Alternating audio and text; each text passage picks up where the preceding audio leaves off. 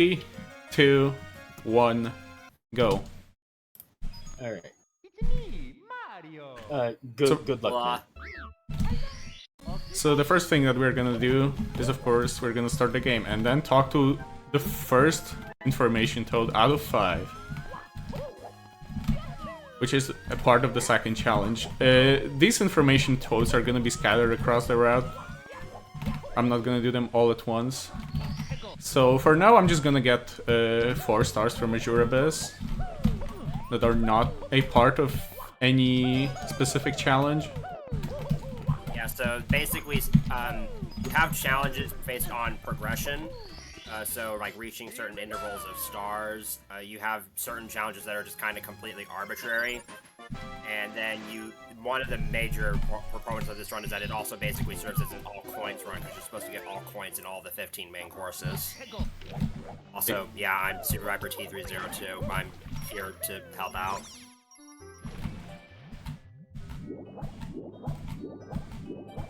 So we're gonna do a few clips. That's the first one. Yep, those are ceiling down warps right there. You guys ceiling hitboxes are fun. Yeah, so this is, yeah, it's basically 151 star plus a lot of stuff. It's I guess all metal challenges you could maybe interpret as true 100%. Yeah, with all the bonus content. Even though in the game itself it means absolutely nothing. Oh yeah, there's also the, if anybody's ever played this game casually, there's also the, like, 5 hidden objects in Overworld 3. Those are also part of this run, as well as the box challenges and the sphere levels. Exactly. So yeah, I don't think there are Extreme Edition challenges. I'm not sure about that. I actually never bothered to do anything EE related, so I wouldn't know. Oh yeah, we just did the stars that are not relevant to any of the challenges, except maybe for the progression ones. And now we can see the challenge number 30, which actually requires us to get the metal cap star without using the metal cap. So, I'm guessing this was the way Lugmalord intended for this challenge to be done. Basically, if you take a crazy box into water, it becomes inert until you become on land again. So you can use it to just kind of restart the crazy box jumping sequence right over there. And the angle for that is a little bit tight, but it's not too bad. But I'm surprised that Lugmalord even considered the possibility of that being done. Yeah, that's a really incredible thinking out of the box. And the nice thing about this run is that that's already the speedrun strat, so it's kind of just a give me. Coin collecting time. The first of them all. So there are, hold on, let me look at this. There are 131 coins in this level, which is, for water level standards, surprisingly generous. Yeah, compared to stuff like Dire Docks or Jolly Roger Bay, that's like a lot. So, what was kind of your thought process for routing all coins? Because oh, nice collision there. Did you spend a whole lot of time routing, or was it just kind of take the standard 100 coin route and just go out of your way when you need to? It was the latter. Come on, dude. That collision in this area. SM74 doesn't generally have a lot of collision issues, but this area is like one of the few exceptions. There you go. That was like the safest way to do. Just ledge grab that. Can I even get this coin from here? Oh, I can. Yeah, you can. I've had to do that before.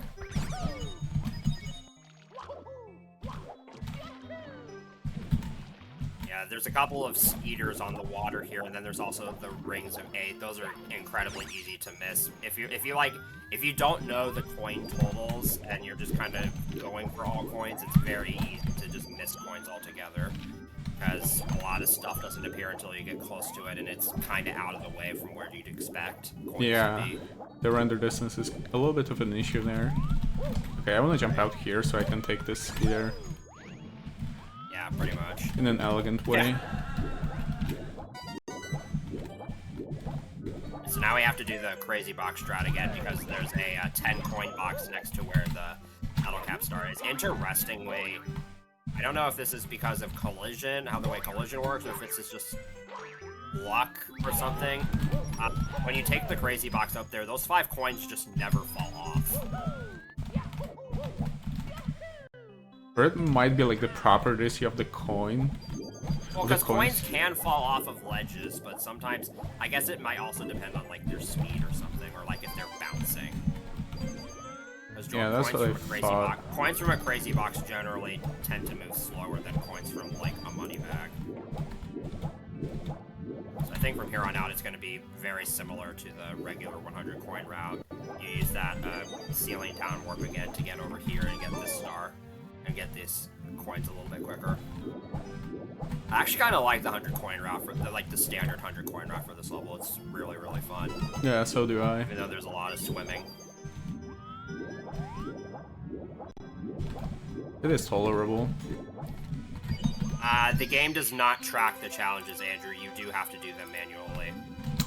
Ah. That's the kind of the main reason why Sigo has the text files up, because it's easier for both the player to know what challenges they need to do, and also you can tell what challenges need to be done. So, like, if Sigo's doing something that looks completely arbitrary and unrelated to anything, it's probably because of that. Okay. Well, everything should be clear enough. That's what the text file on the left is for. I do love that you get 5 points for just starting the game. Very motivating. There you go.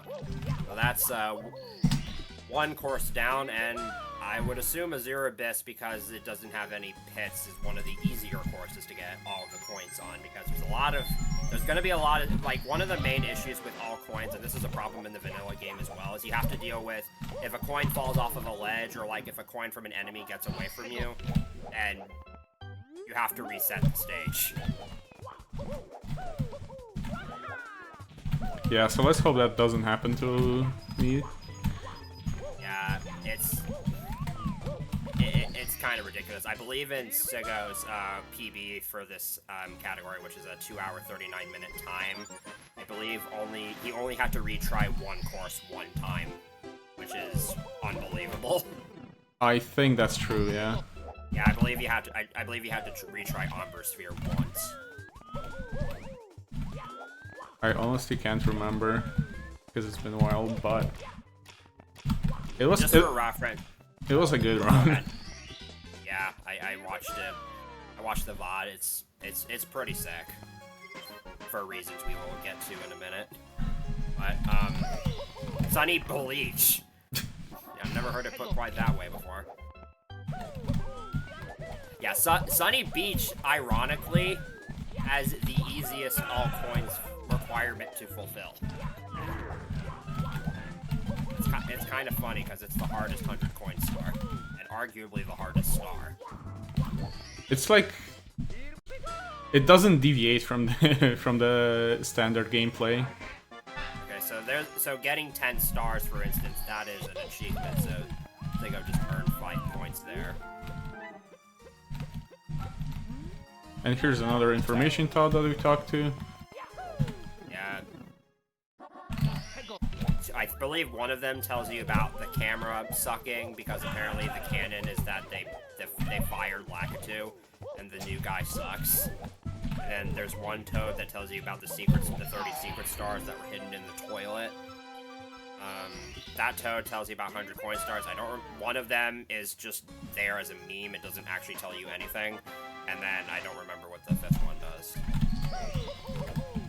Never actually paid attention to the text. Yeah. A lot of the dialogue in this game is kind of hilarious. It just openly mocks the player. True. And now we're gonna do another challenge, number 29. Which makes us go on top of the black wall near this star. So basically what you do in SM74 Extreme Edition. Except it's a little bit harder because you have that box in your way. Oh yeah, for sure.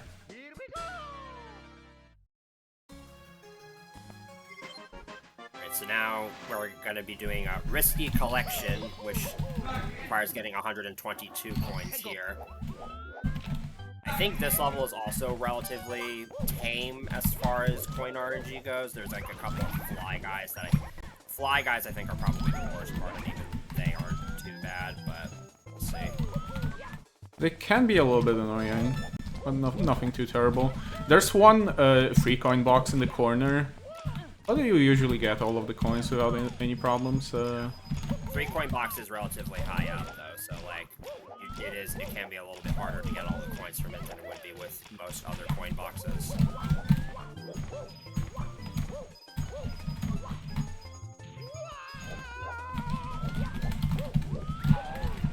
Oh. And nice. Yeah, that one coin wanted to fall off. Thankfully, coins in this game have ridiculously big hitboxes. Thank you, John Nintendo. Okay, I'm gonna wait for a fly guy there. Can you like go down, please? Yeah, that fly guy is pretty high up. Oh, also the Chuck, yeah. Fly guys are weird. Like, their behavior is almost entirely dependent on Mario's position relative to them, and yet it's still basically just unpredictable.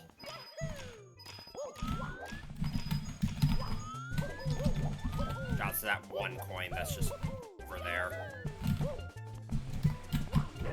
It's kind of funny that it's like just chilling there. Yeah.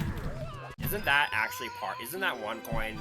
I know it used to be part of the regular 100 coin route. Do you still get it? No. Okay.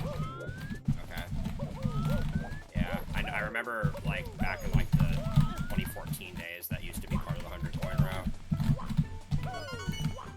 Okay, this fly guy seems... Okay, I thought it would ground pound it from above. Fly guy is pain.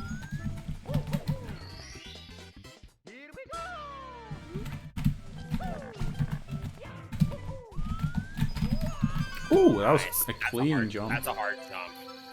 That is a super hard jump.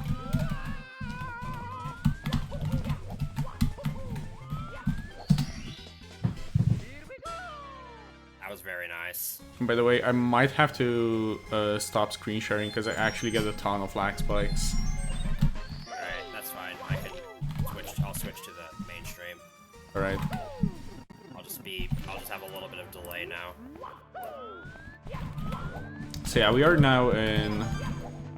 I believe it's called Bowser's Badlands Battlefield. The first Bowser stage. Secret courses in this game have very weird names. And we're gonna get the red coins, and along with that, we're gonna get the achievement for climbing this building without the cannon. Which again, you already do in the speedrun anyways, so Yeah. you're not going out of your way to do it. The challenges will be posted where the webcam feed normally is.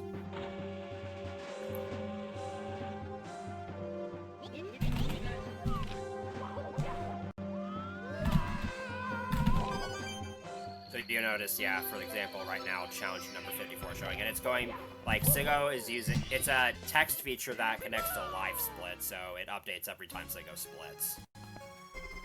Exactly. Now we have a little section where we just get the stars in Bowser 1. There's no challenge attached to it or anything. What am I doing?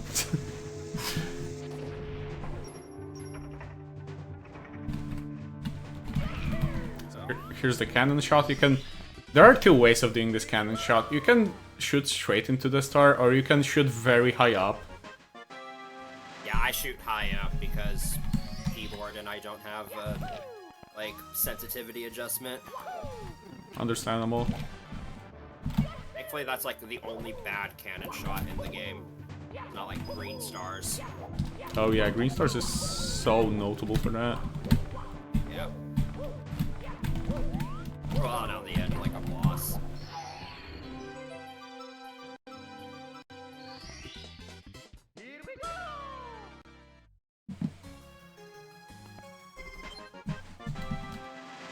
That also works, yeah. And for the people wondering, this is version 1.5 of the game, which is the original Fixed Warps version. It's actually 1.5.1, which also includes like a custom EEPROM name, so that you don't share save files with the original Super Mario 64. Oh yeah, that used to be a problem.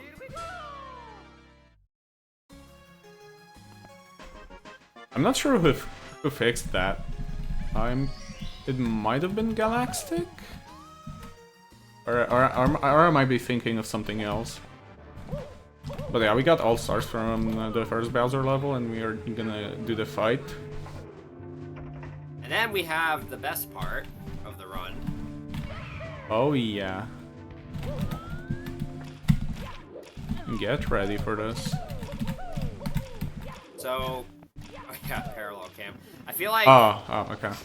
using parallel cam kind of defeats the purpose of like how the camera in this hack works, because like one of the, I guess, selling points of this hack is the fact that the camera is just bad. So you basically have to play in Mario Cam the entire game. It's part of the spirit. Did he change the information toads messages?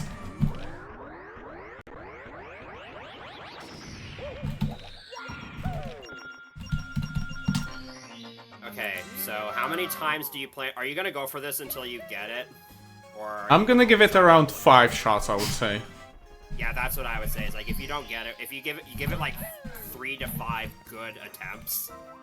So there's a sign on the overworld on top of where the second key door is, and you'll notice that the message there says cheater.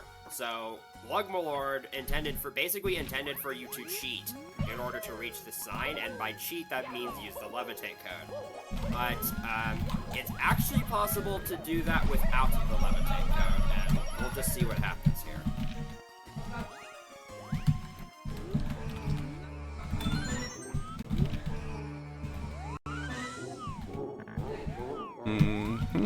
Camera. The camera setup is like really important, because the angle is like pretty precise as well. Ah, okay. I guess we are entering Bowser 2 now. Yeah. So there's a yeah. Are you just gonna? Yeah. You're just gonna go ahead and get a star here. That's a smart decision.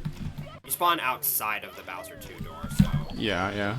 So there's a few major tricks at play here. The first is, I'll go ahead and kind of run through them real quickly. The first is a text redirection. So text boxes preserve your speed, and you can redirect the angle to any direction you want. The second is sliding speed conservation. So there's a secondary speed variable alongside Mario's regular speed, known as sliding speed, basically has like a direction associated with it. So, after Sigo closes the text box, he wants to frame perfectly press Z to enter a crouch slide state, which uses sliding speed. And if he's facing in the direction of that sliding speed, he'll gain forward sliding speed as a result. Oh, okay, that was nice. He'll gain like what used to be negative momentum will turn into forward momentum. And then he can, because the vertical speed of Mario's jumps is a function from his horizontal speed, he can jump a lot higher than usual. Wish I could do that in 10 star. Oh, yeah. That would be an amazing thing to do in 10 star. Just getting directly to the Bowser 2 pipe. That's not too much speed. However...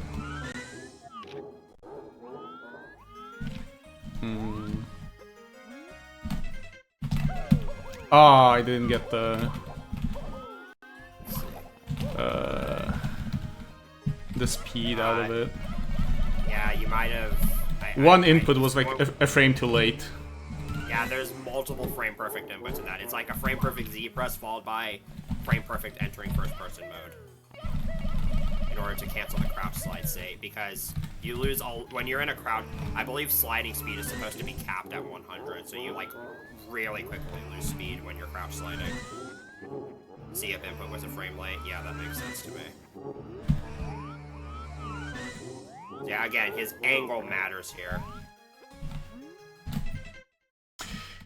And here I just got unlucky. Because I did press Z at the perfect frame, but the door blocked me. That is also a problem that can happen when trying the hyper jump.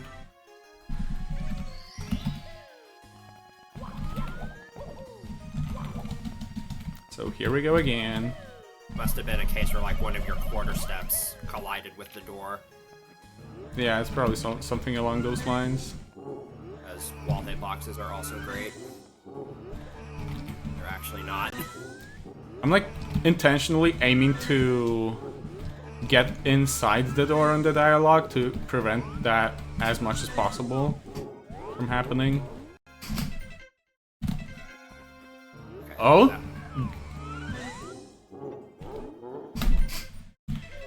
And I got the bunk again. Oh well.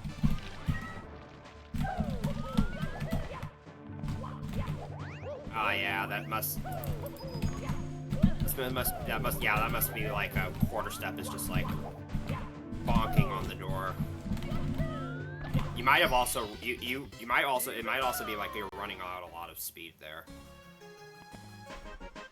I think I still had a challenge- decent amount of Are there any speed. challenges in the Bowser 2 stage that you wouldn't normally need to do, or is it just... Oh yeah, there's the suicide kill. Yeah. That's a very silly one. Yeah. So that gives you one extra shot. I would probably just try this until you run out of stars and keys and stuff to do. That sounds like a good plan. Yeah. I do not like this.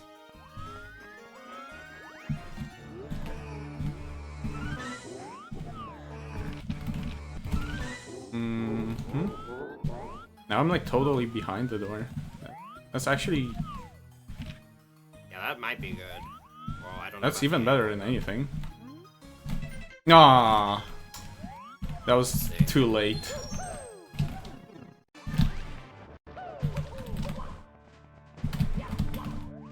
Yeah, I think your Z press might have gotten eaten there. Or something along those lines. It looked like you just went straight into first person mode instead of crouch sliding. Yeah.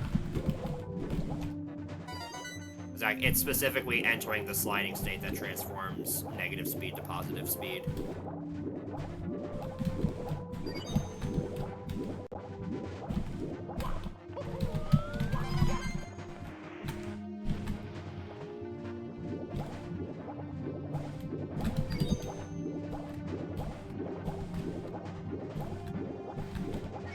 So yeah, we're gonna get a little breather and just do red coins.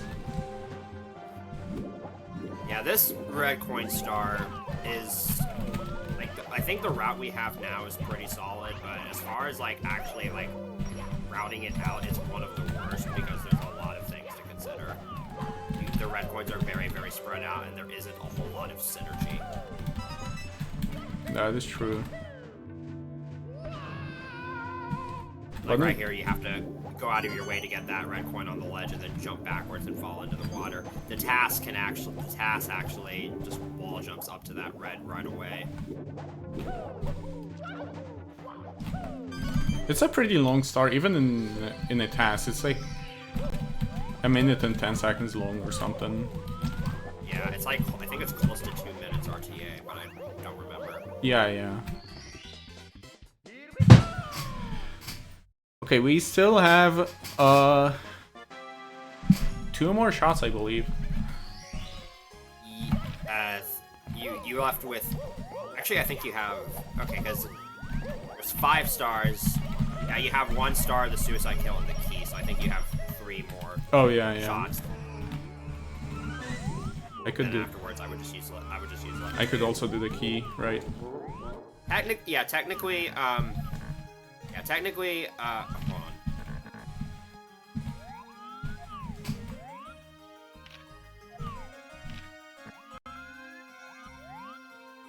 Mm-hmm. I'm struggling to like set up the camera for this.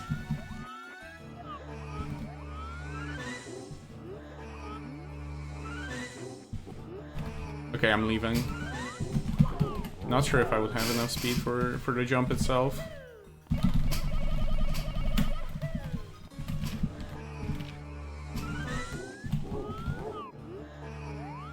I didn't even think about that. Like, the building is, like, really, really tall, so you probably do need to maintain a lot of speed going into it.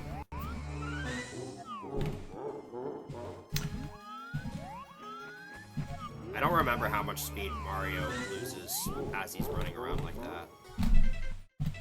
Ah, not again. Another bonk. The C up. Yeah.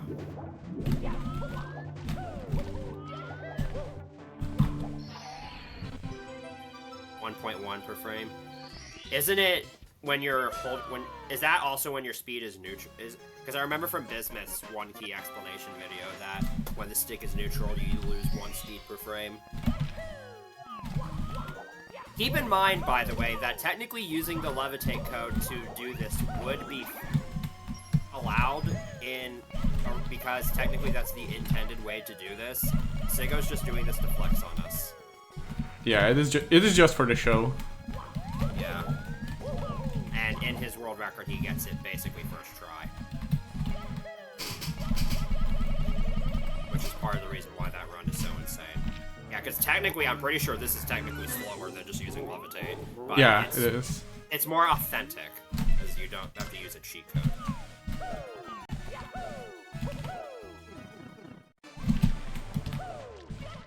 Oh, that was probably like 1 frame late on the crouch slide or something.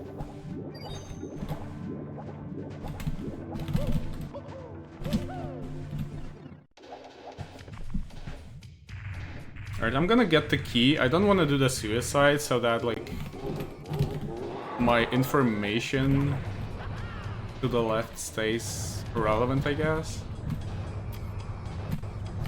I suppose, because your splits are going to be off anyways. Yeah.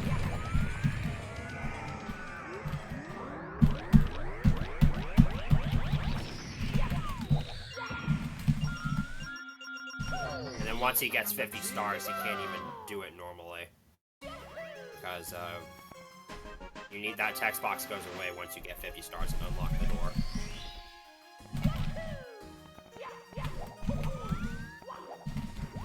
That's why it's kind of nice that we can do the hyper jump this early.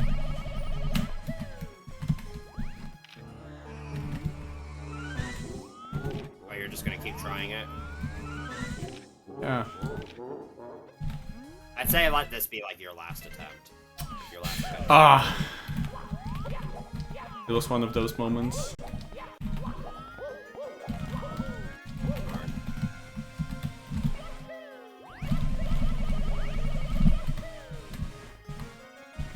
I don't have the speed.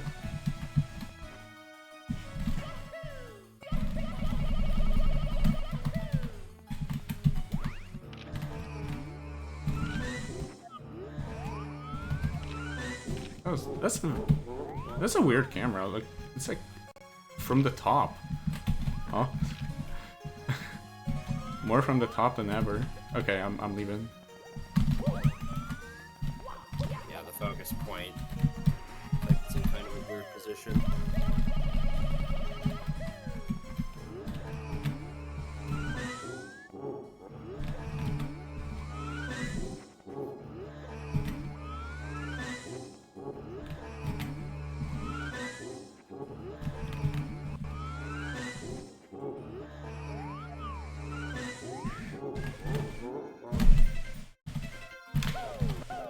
And there it goes.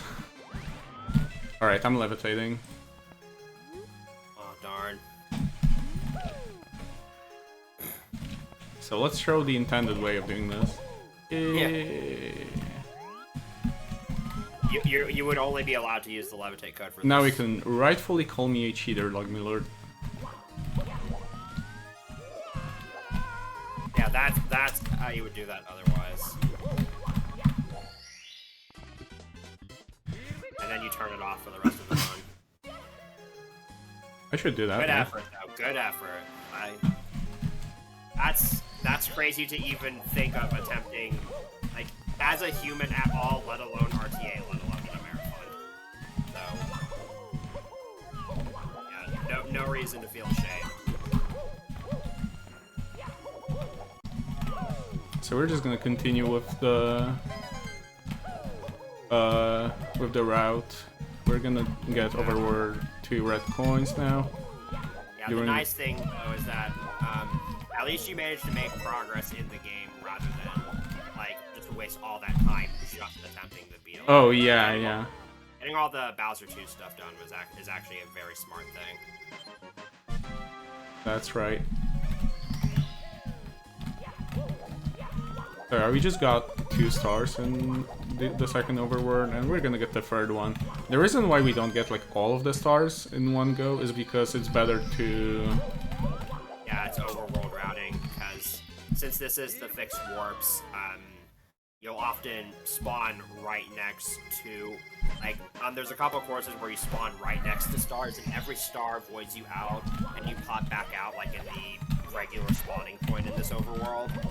So, in some cases, it's better to just do one of the secret stars right after completing, like, the slide level or Spanish Cup level or whatever. Okay, so I noticed that the,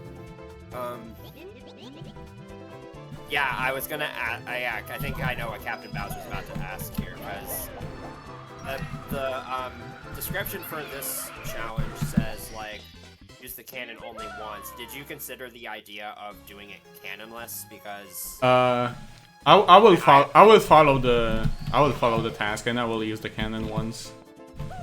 Yeah, I guess this is easier because the cannonless strat is like kind of stupid, at least in my opinion. It is tricky. Yeah. We honestly would need to have like Milord to speak about it. Yeah. Because like I interpret it as sort of like using it a maximum of 1 time, which means you could theoretically do it several times. But again, this is much easier. Only once is like the word "only." Yeah, really makes a difference. I guess it's just open to interpretation. It's probably the thing where you'd have to ask like Milord what was intended.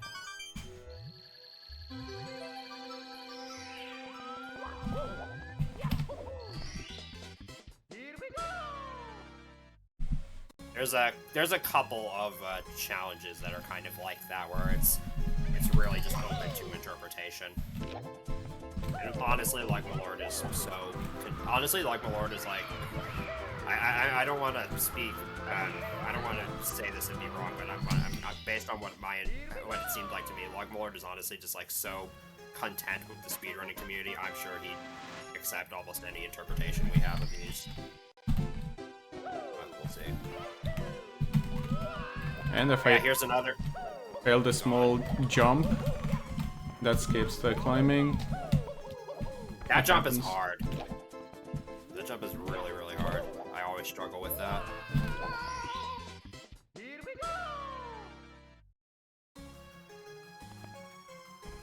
So here's another instance of a challenge that uses a slow speedrun strat.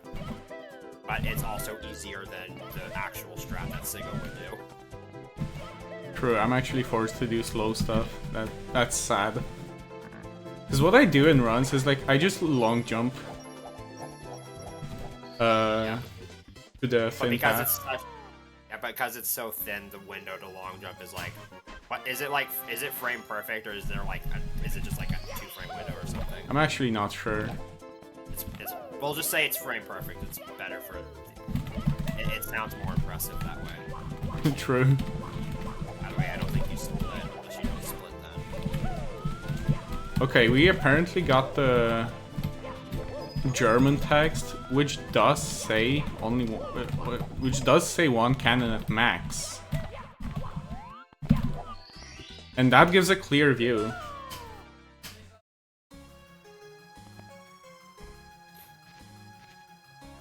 I can see that being the case.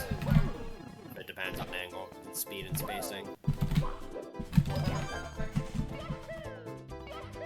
Because it's not like it's 1 unit wide or anything. So yeah, if I ever decide to run this again, I will just do cannonless.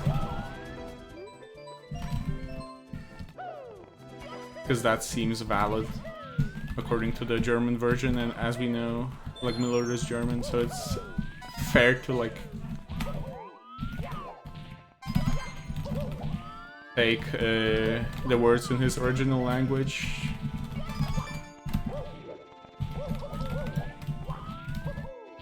So I think the rest of Dust's switch of identity here is going to be fairly standard. I don't remember if there's any other. Because secret courses, by the way, in case you haven't noticed, secret courses you don't need to get all the coins in. It's just the main courses.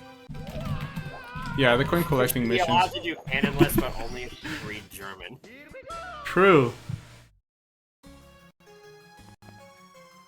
Of course, you'd be the one to say that.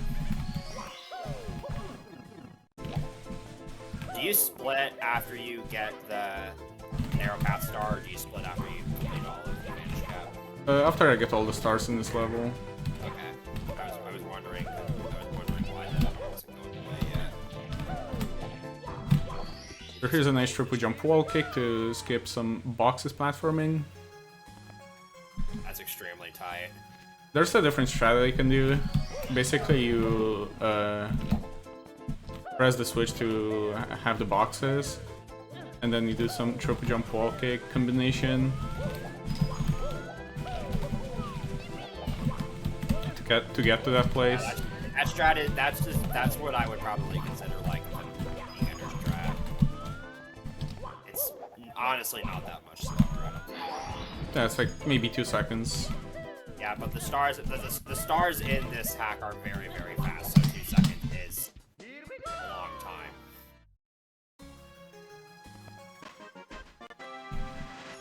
I didn't even think about that, CB, but yeah, that is true. You could fly at lower speed. Now we get to do the A button challenge. Which is basically what I do in runs most of the time anyway.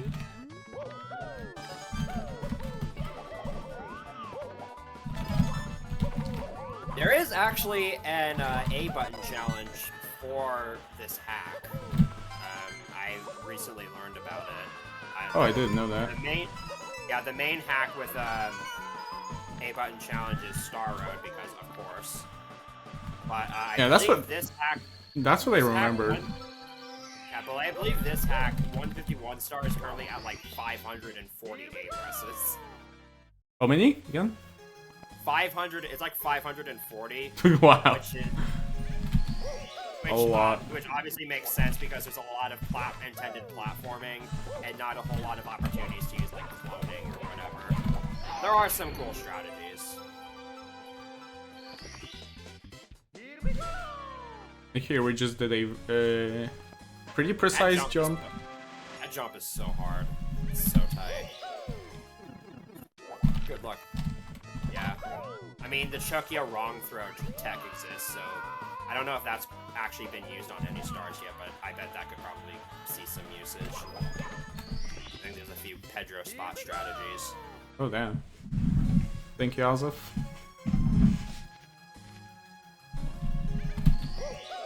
I remember, like, my mind being blown when I saw that slide shortcut for the first time ever. It's very fun to do. It looks so cool, too. Yeah, that was the last star from the Frozen slide. And now we're gonna grab the star that's like right above it. I can actually check the, I think I can actually check the ABC document. And then head to System of a Town, which is the 4th course in this level. optimize any percent for A button challenge, I think, is 50 star, and that's at like 38 something A presses. Wow. Yeah. As a aluminium sphere is 86 A presses, and Amber sphere, amazingly, is only 21.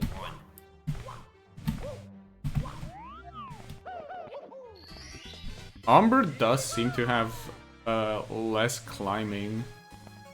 Yeah, because like almost all of the stars, you can just kind of. There's a really precise strat where you like get a Goomba to fall down or something, and then you like do a dive grind double jump to just barely get up onto the higher ledge in a single A press. Then for intense challenge, you can take the cork box all the way and just clone the star, and then Death Star grab with it because of course. The ultimate flex. Yeah. I still can't believe the another Mario Adventure task uses cloning not once, not twice, but 3 times. Like, cloning as a speed strategy has always seemed absurd to me, and yet there's instances of it. Yeah, there's like so many factors that need to align in order for that to work. And actually be faster. This course, as far as the metal challenges go, it seems like there's one where you get the piranha plants by the end of the sewer system without actually going through the sewer system, but you kind of already do that in the regular 100 coin route anyway, and B, you have the all coins challenge, so it doesn't really add anything to it. I watched that, Chris. Like, that's what I meant by like there are speed strategies for cloning. I did see that. I actually watched that fairly recently. That compilation is sick, by the way. You guys are nuts. I totally agree with that. Yeah. Also, that's a very funny Koopa bounce there. Shout outs to Pan and Coix's Koopa running around videos. If you want like 9 hours of high quality content, I would watch both of them. So as Viper mentioned just a while ago, there's a mission that is about killing the piranha plants without going through the sewer system, and that's gonna happen very soon, along with the coin collecting. Interesting that you're getting all of these coins now. I would have expected you to get them like a little bit later. I would have expected the route to just start off like a standard 100 coin route. I don't know, it was kind of weird to route this. I still don't know if that's the best way of doing it. I just wanted to find something. I'm sure the routes could probably be more optimized, but like, why would you want to waste time routing all coins? Yeah. So yeah, we just basically did the challenge 31 now.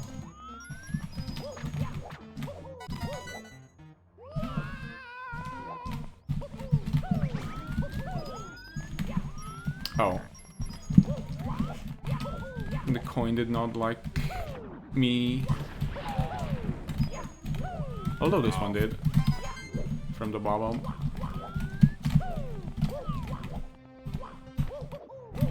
Okay, this mission is a little bit annoying.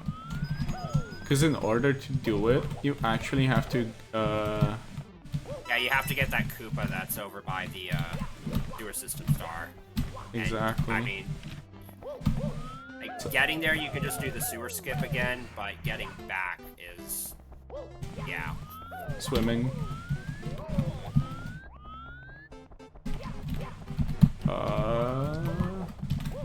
Should be fine.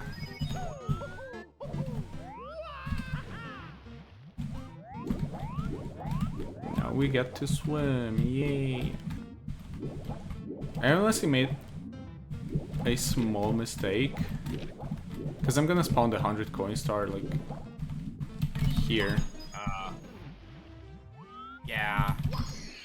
Can I even grab the star from here? I wonder. Okay, I can. Oh. Yeah, you could just jump. You could just jump to it from above, I think. Yeah, but like, I'm inside you meant grab anyway. it from the water. You meant grab it from the water. Okay. Yeah. These coins are annoying because you have to jump out of the water to get them.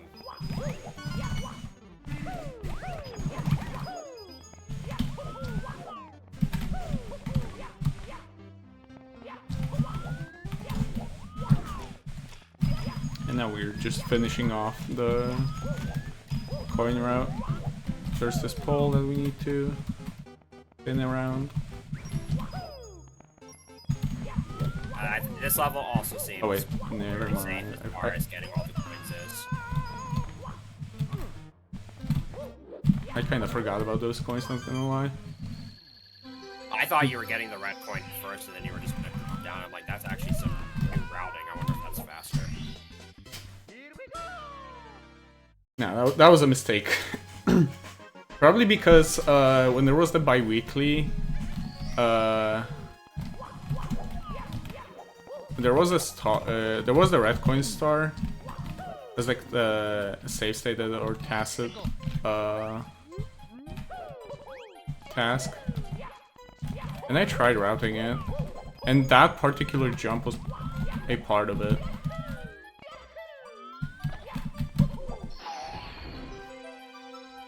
And I kind of mixed up the two things.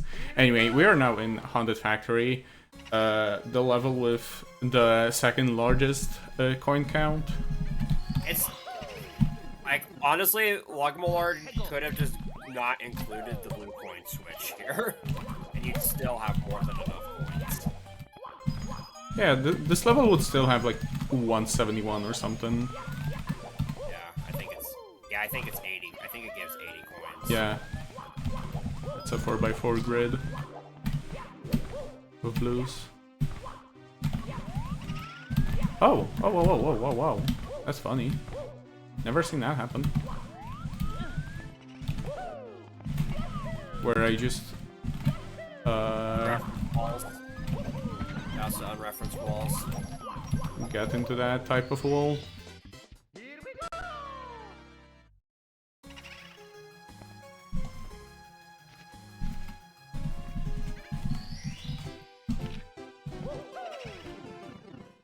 So yeah, we have 50 stars, but due to the routing thing and the fact that we got 6 stars from the second Bowser stage already, it's not like mentioned in the text to the left. Yeah, But there's a 50 challenge stars. for 50 stars. That gives you 15 points.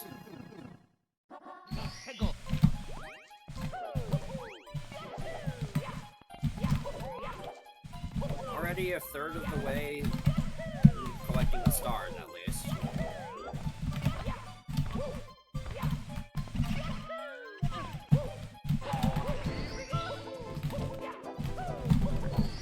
Clean. This star is so fun when it's like done well. I am never attempting that dive roll out across the boxes. Okay, the other star that I have to do is the Vanish Cap star at the top.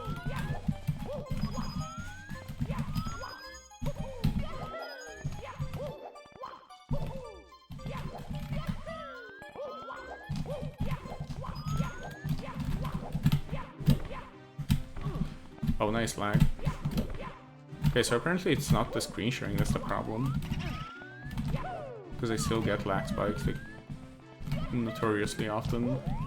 That kinda sucks. You are so good at forward cycles.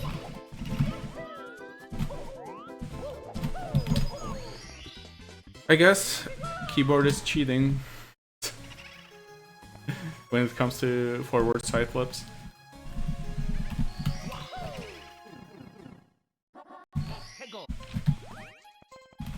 Okay, so now we get to get a lot of coins. And because the coin counter doesn't count up when you respawn in the overworld, you don't get any extra lives from it. But even if it did count, you would get 3 lives anyway. Yeah, you only get extra lives for 50, 100, and 150 coins, because in the original, in vanilla, none of the main courses gave over 200 coins, so they probably just decided not to go with that. That seems very logical. Keyboard is cheating because it makes frame walk free. That's my point.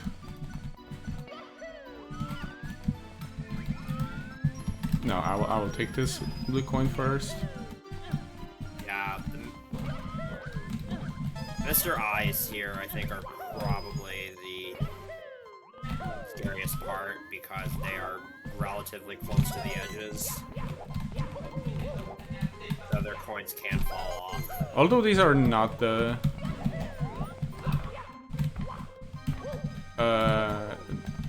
scariest coins, I would say. Oh. Oh yeah, and these cork boxes, they all have coins in them. So we're gonna have to do the epic task of breaking them all. You can get $9.99 in both Bowser in the Dark World and Bowser in the Sky in vanilla, and I think theoretically in this hack as well, since the Bowser fights are exactly the same.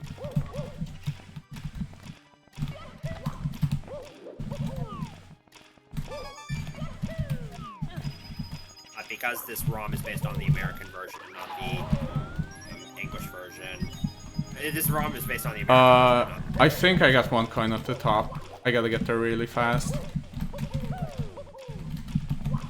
Okay, there we go. Whew. Yeah, that's another issue. Yeah, coin RNG is it's what makes running like all coins categories are fun when it comes to routing, but in terms of actual execution, it's stupid because of coin RNG.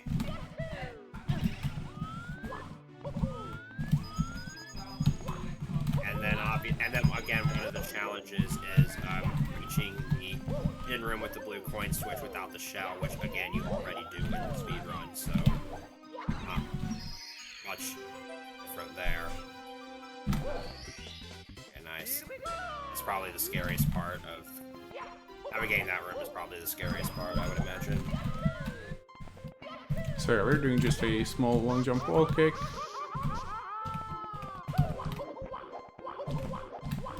A few kicks, and we have the blue coin switch that ramps up our coin count from a significantly smaller number to 186. I imagine if that blue coin switch wasn't in this level, this 100 coin star would probably not be part of 110 star. Possibly, yeah. There are a lot of boos though, and because this is course 5, boos give blue coins. So maybe, but you'd still have to probably go all the way around the level. It could be paired with like one of the really high up stars. By the way, I was joking about keyboard being cheating.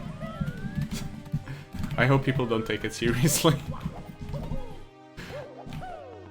I mean, I use keyboard, so I'd be disqualified too.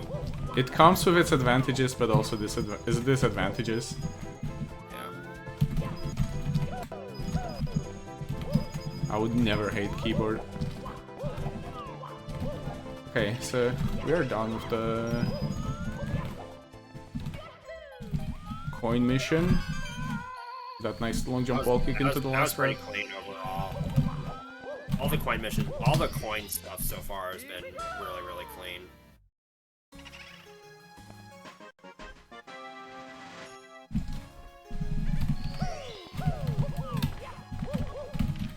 And I think you've already done all the Bowser 2 stars, so you're just gonna go for the suicide kill.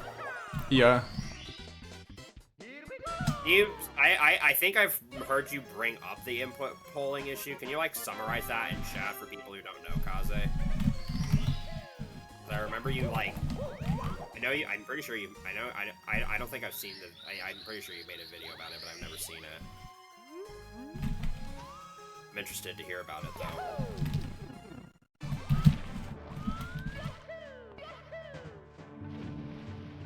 Yeah, we gotta find the Chakya. which is right here. And all we've gotta do is not get grabbed by it. Absolutely not, that's not the play. Just walk with it into the water. Because there's conveniently a slope that lets you walk down into the water. And yeah, just get killed. That's all. Yeah, you can't slide with Chuck, yeah.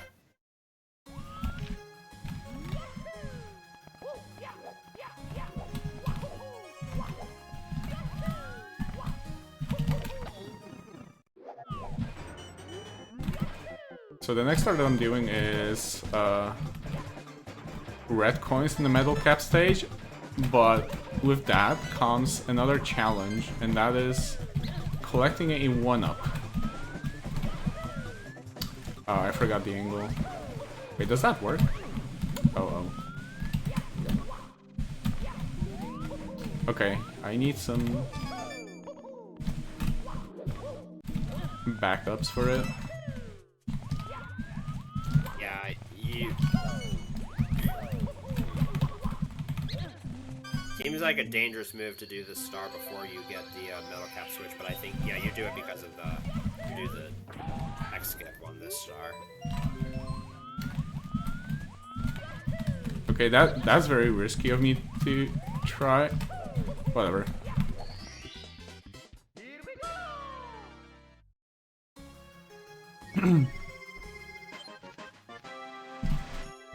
Yeah, that would have been clutch if you had actually made that, but at least you didn't die. You're just gonna get it on the in an alcove then. It's like the only star where you even go in that direction. Yeah, the camera here is bad, and you can't use Mario Cam because Mario Cam is even worse. I genuinely just forgot what I should hold to, like, get that.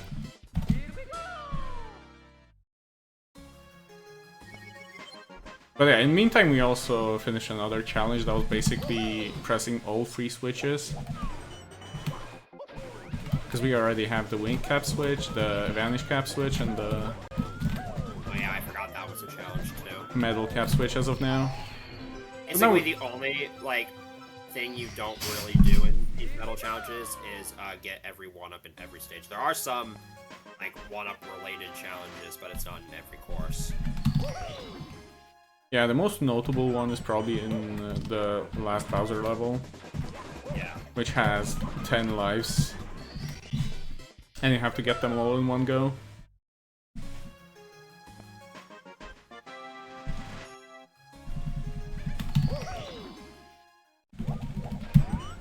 So now Sega should be back on in sync with the route he normally uses. Exactly. Everything is fine. I'm 8 minutes behind, but that's fine. Most of that's probably just from all the hyper jump attempts. Yeah, like 95% of it. This has been really solid so far. This is still, like, really, really good. So now Dice Fortress offers quite a bunch of challenges.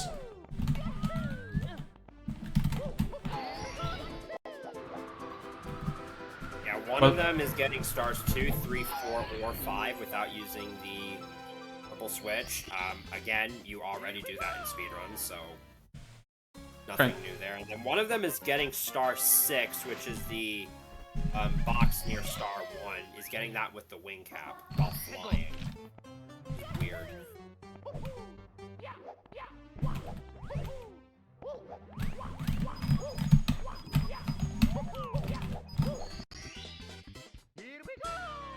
But yeah, for now I'm just doing other stars. Before we get to the actual challenges.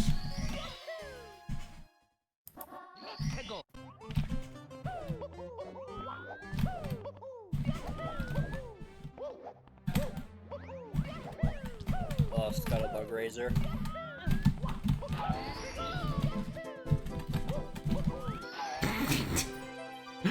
Oh, that was a funny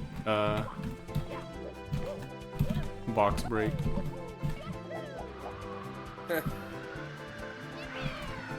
I absolutely did not mean to do that.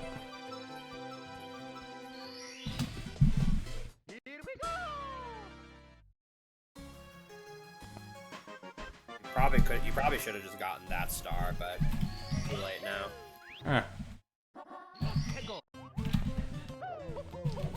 Really doesn't matter. I suppose. We have to do this movement like so many times anyway. So yeah, now I'm gonna try to get this star while flying, and I got it. No problem. I want to see how this ground pound. Nice. Yeah, Dice Fortress in game runs is honestly kind of repetitive, and I would say one of the lesser interesting levels.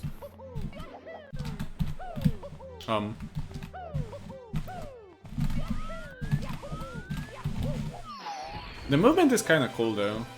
I gotta say that. It has some good movement, but that's really all it has. Yeah, the problem is that it repeats like 3 times. For 3 different stars, and the other movement repeats, like is done twice. For the wall kicking lesson and the box's treasure. Oh, that's some good RNG. I kinda hoped for good RNG there, and seems like I got it.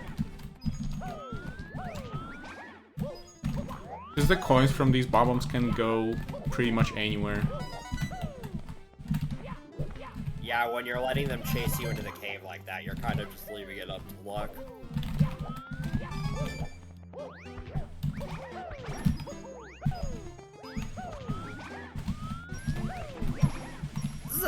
This is another thing that I actually do this 100 coin route here differently than you do. Where like you go over here midway through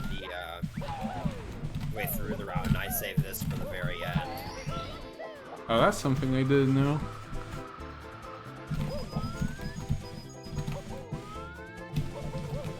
I don't know if what I do is faster or slower though. I would have to test. Just know that it lets you do some sick movement.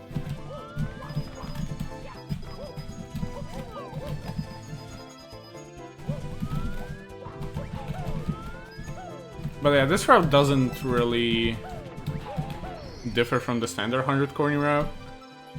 The only difference is that you actually have to climb the pillar, get the wing cap, and fly over to the observation tower. I already do that in non-stop. Oh yeah. Well, in non-stop it's kind of convenient to do that. And in case anybody's wondering, I have no plans on doing a Metal Challenges run with non-stop at the moment. Might change my mind eventually, but don't count on it.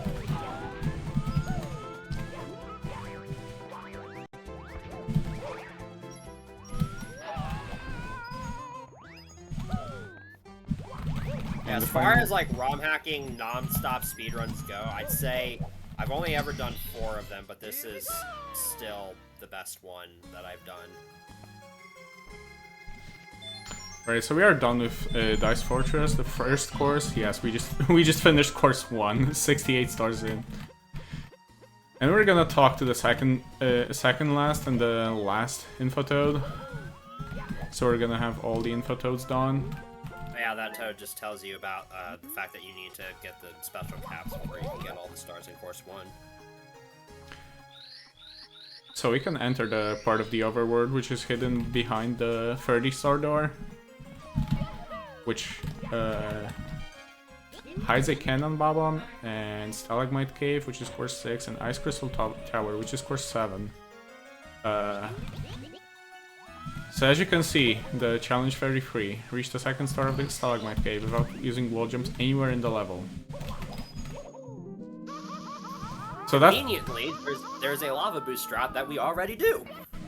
Yeah, it's all in runs. This is the fastest way to get that star.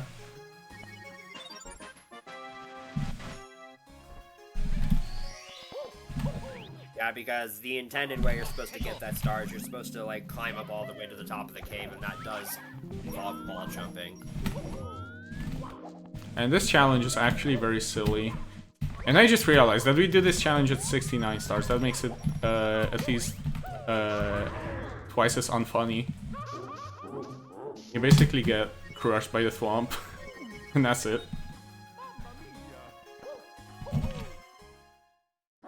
There's gotta be a way to survive that.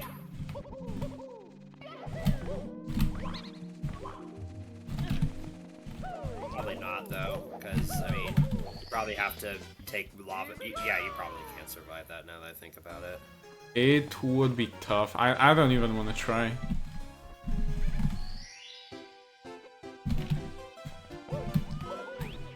Honestly, not that much gray blue. There's not a whole lot of like repeats that is required. Yeah, fortunately, that's not the case. So now I'm just like doing stars before the coin mission.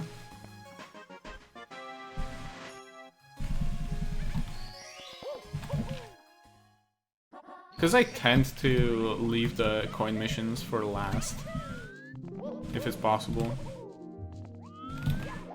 I always kind of spread it out. So for me, it depends on the course.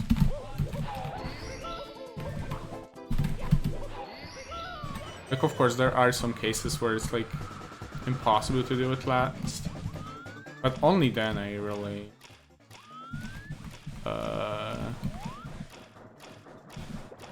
don't follow my usual routine.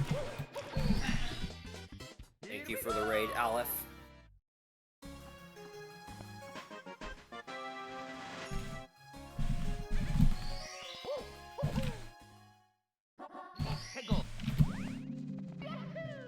So I'm doing the last star before the coin mission. Now I'm not gonna die to the thwomps, hopefully. Oh, nice line.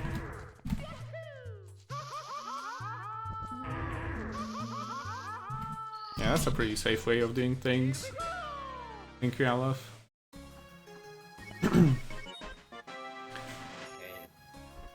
So the main risk for coin collecting here is that coins can fall into the lava, where they instantly unload. Then you can't get them again.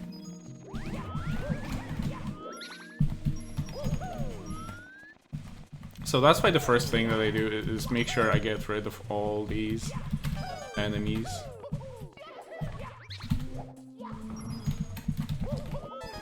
So that they don't do anything stupid on their own without me noticing. Okay. All the enemies are gone, so I can just go up. We're gonna climb up this structure a few times for the star. It's a little bit annoying. That you have to throw off. Nice first team.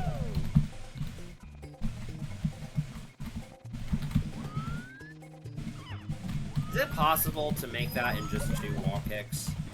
Like by getting double firsties or something? I could never get it.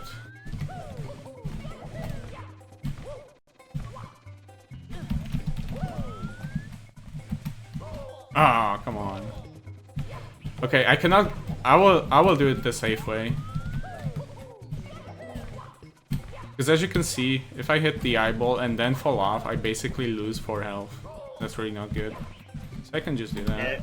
Also, if you kill Mr. I and then you fall off, and the blue coin doesn't fall down with you, then you're in big trouble. Yeah. Oh, who's ready for a bunch of repetitive reclimbs? Said there wasn't much repetitive stuff, but there's some. Well, that's fortunately the last reclimb. I don't know if it's the last reclimb of the run, but for this mission it is. Okay, I will not take the risk. I could kill the eyeball, then take the blue coins and return after the eyeball is dead. Yeah, that's what he normally does in 151 star.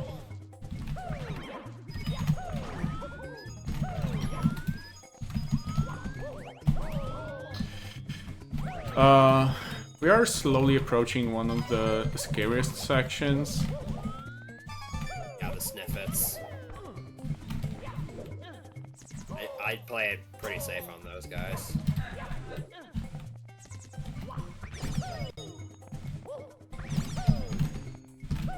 I kind of want to... Okay, I didn't need to jump over apparently, because that snuff it was pretty far away from lava. So it wasn't too much of a problem. But yeah, here's the 100 coin star. In the meantime. I'm not gonna say anything.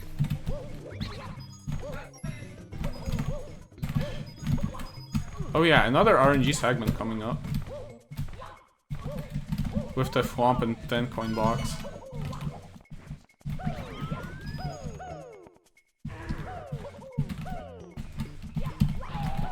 There we go. No biggie. Because there's a little bit of delay on my end, I'm always like, I know that like if you do mess something up, I'm gonna like hear it, and then like 5 seconds later, I'll see it actually happen. Uh-oh. Can I climb up this? Can I climb up this? No. Oh, that's no. Yeah, so now he has to redo the entire thing. I have to redo it all the way from the beginning. That's what I was talking about with the whole, like, that's the reason these all coins missions are like super brutal. Is like if you miss one coin, it's just over.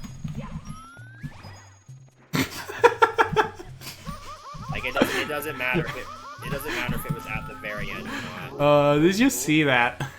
I saw that. Yeah, I saw that. Yeah, if an enemy flies above the lava, it just dies. What even was that? It might have been it was either a Goomba, a Scuttlebutt. It only dropped one coin, so it might have been a Scooper. Either as Goomba or... I feel like it was the Goomba. It probably was the Goomba. Because I did kill the swooper that like is activated in that place. Wow, that's some...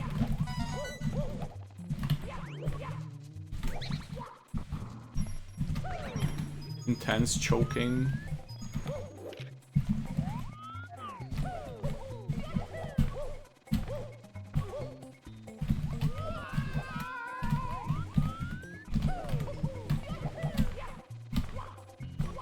Nah, I heard the noise of death.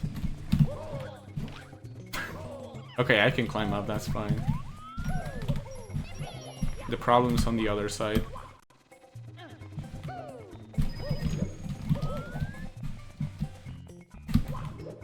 Imagine if you went to the trouble to climb up, but the blue coin actually fell down.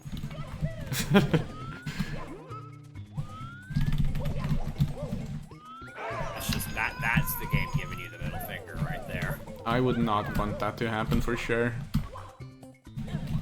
But yeah, this time I think things are going a bit cleaner. That seems like it. Okay, can I catch this eyeball? Oh. Abort mission.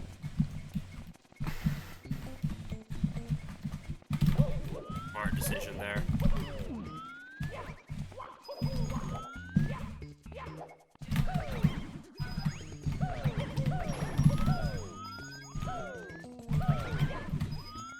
We'll get them next time. What's that from? Is that from something? Please don't tell me there's gonna be a next time.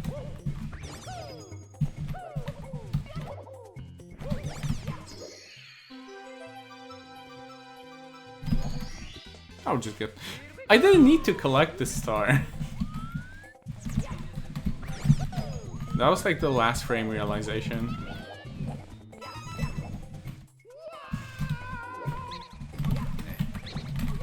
Snuff it scared me too.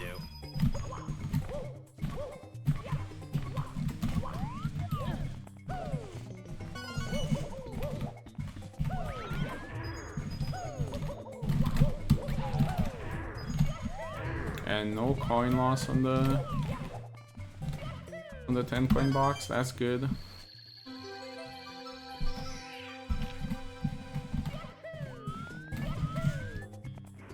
Okay, I will be further away from the ledge. And that's about how things go. Imagine if I got re-grabbed by the Chucky in that situation. That looked way too close for that to happen. Oh, that... yeah. That actually could have been really bad, because if you get grabbed by Chucky on the same frame it dies, you soft lock the game. Oh. That would be even more awesome. If you get grabbed by Chucky up before it lands, though, then you're fine. But yeah, that was Stalagmite Cave. And now we are in one of the most annoying levels in the game, I would say. Especially in 151 star due to its repetition. And the strat that has a 2% chance of working. Do I want to go for it? I go for it like once. I know I shouldn't. Okay, I did my challenge. Like one good attempt. Oh yeah, ground pounding on top of King Wong. That's actually, that, like, I haven't actually done that, but I would assume that's harder than it looks, because King Womp, like, visually, he wobbles, but, like, physically, he doesn't actually wobble. Yeah, it's kind of hard to judge if you're actually on the Womp. That applies to regular Womps as well. I should not be doing this, and of course. Okay, one more try for the team. Oh no. I let you all down on the hyper jump, so I should redeem myself. Yeah, just like don't give it too many tries.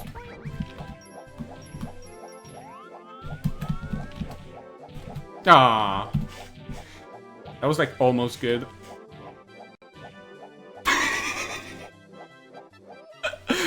Wow.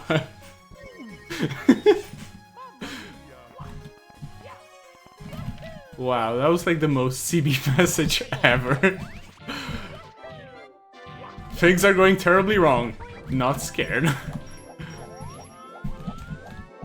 Time's the charm. Okay, no. I'm out. Yeah, that's fair. Didn't you get that, like, second try in your world record? I might have. I know I went for it. Yeah, I'm pretty sure you actually got it. You just, like, randomly decided to try it. But yeah, it's one of those incredibly dumb and precise strats that I would not advise. And it saves a boatload of... It's like... It's so annoying because it saves a boatload of time, but it's so inconsistent. Yeah. It's like 30 seconds compared to like good intended way.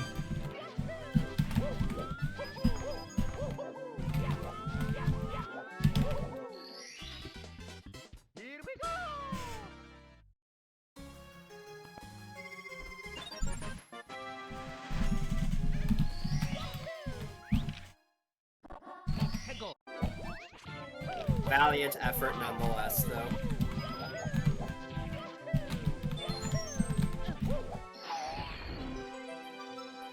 So the next 2 stars that I'm gonna do are gonna be the top of the tower.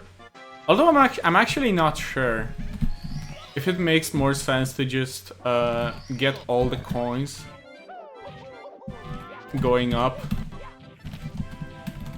and just get the top star and then do red separately, like a normal 151. Yeah, that would probably be better, honestly. That's something I didn't look into, and that's honestly a little bit unprofessional. But that's fine. We are not professionals here. We are just gamers that play ROM hacks. I don't know, man. some pretty professional gameplay.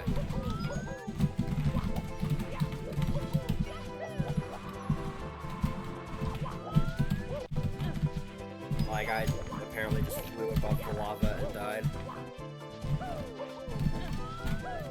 I've never seen that move before. Me neither. Is that improvised? Yeah, that was like heavily improvised.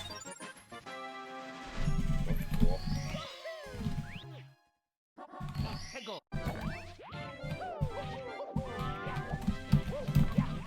Everything from the box jump was like totally improvised.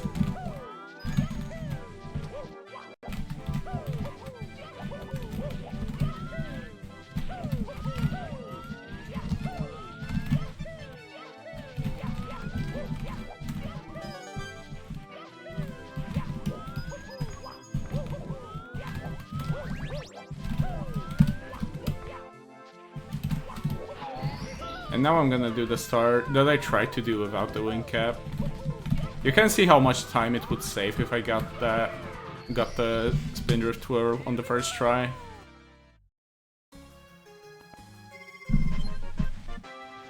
Like we can sort of visualize seeing how long it took me to like climb it all. Yeah, coin collecting. This level has a lot of coins. And there's a bunch of fairly risky spots. Yeah, it's 167, isn't it? Yeah.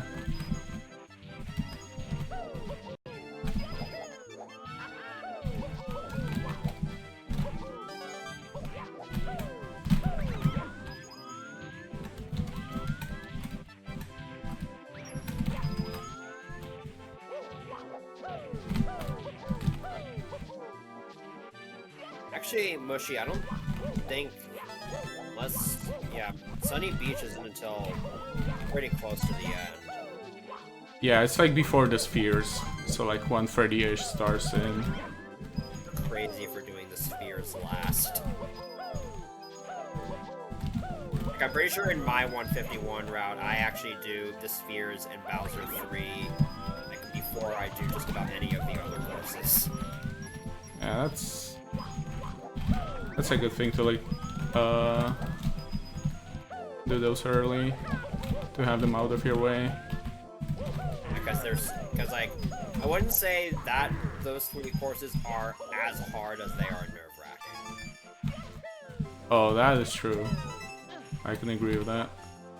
When you're like at least an hour and a half into the run, like having those be the last courses you do is way more stressful than doing them a bit earlier.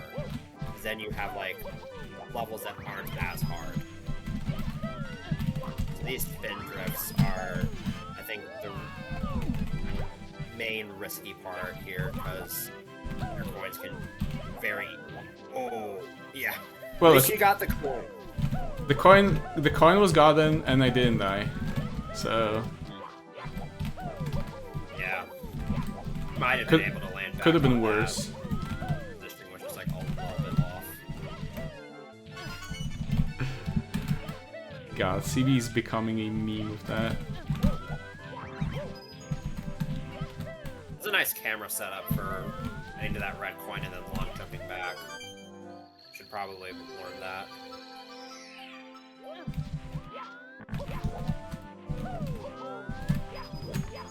The way I do it is I basically long jump and then don't hold anything. I meant for the 7th red coin. The Oh, 8th red coin. oh, for the 7th one. 8th Okay. red coin, I thoroughly disagree with the setup you used there.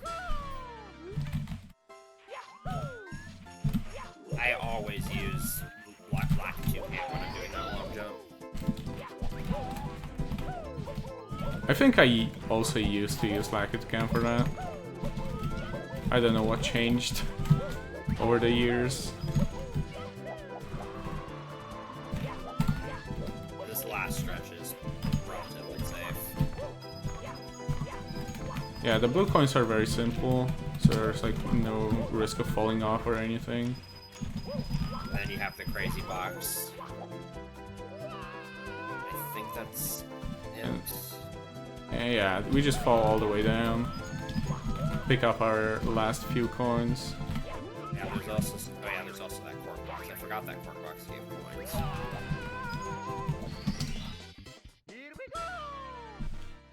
And that's it from Ice Crystal Tower. And I regret to inform you that we have to do some really sad things. This is as the challenge name suggests, kind of cruel. But yeah, at least you get an adequate reward for it. A whole 0 points. You will the cute silly bubbles. You should you should jump in the water and then throw Mips, because Mips actually has like an animation for being thrown that's unused unless you throw Mips from underwater. Oh damn. Yeah. As like apparently their developers were like intending at one point for Mario to be able to like throw Mips by the ears. Okay. That was sketchy. The animation. I barely saw it, but it was weird. Yeah. You might have gotten like a brief glimpse of it, but in vanilla you can do that by using Mips clip to carry Mips into the area where you would drain the moat and then throwing it while underwater.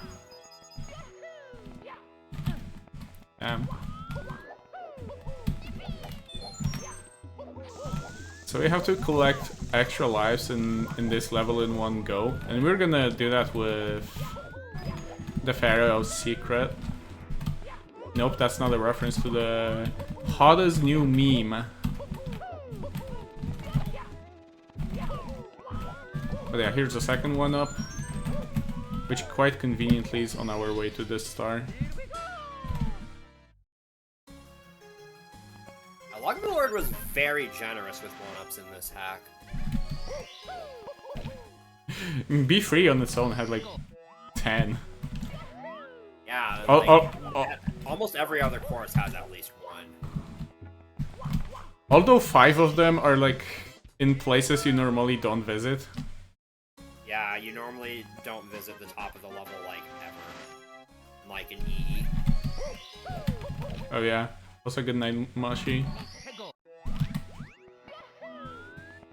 And thank you for the good luck. Now I'm gonna try to get a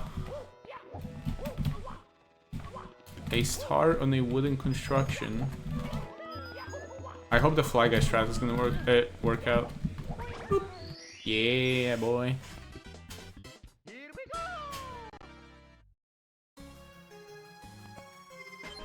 Perfect positioning.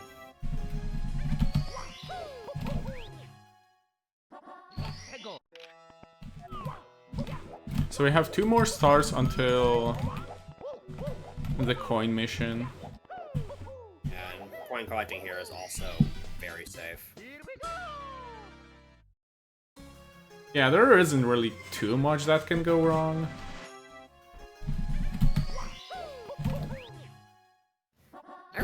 Come to think of it, I do remember Twisted Adventures having a lot of 1-ups.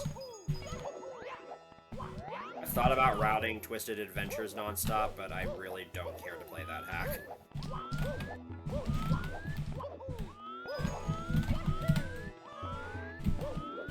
I tried playing Twisted Adventures, it was just not interesting enough to like... Yeah, it doesn't look like, it doesn't offer a whole lot of, as far as like speedrunning goes. The levels are all very, very linear.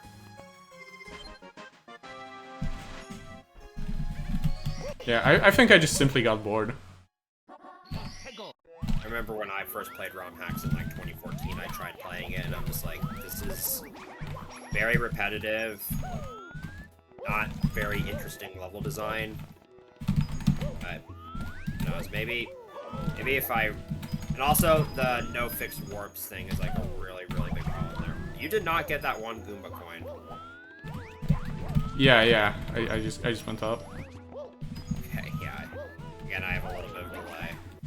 I was just like, yeah, you better get that Goomba coin before it loads on you.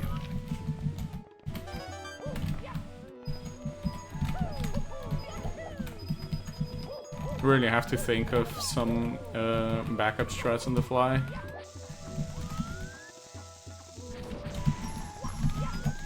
Okay, how are these coins behaving? Pretty nice.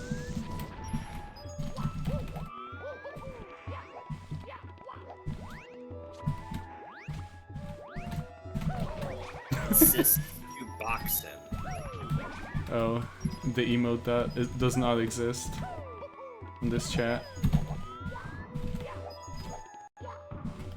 Basically like a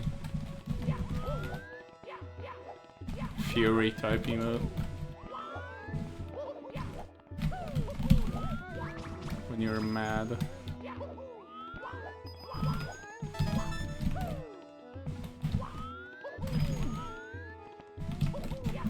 Did I kill the fly guy that's like over here? I think I did, right?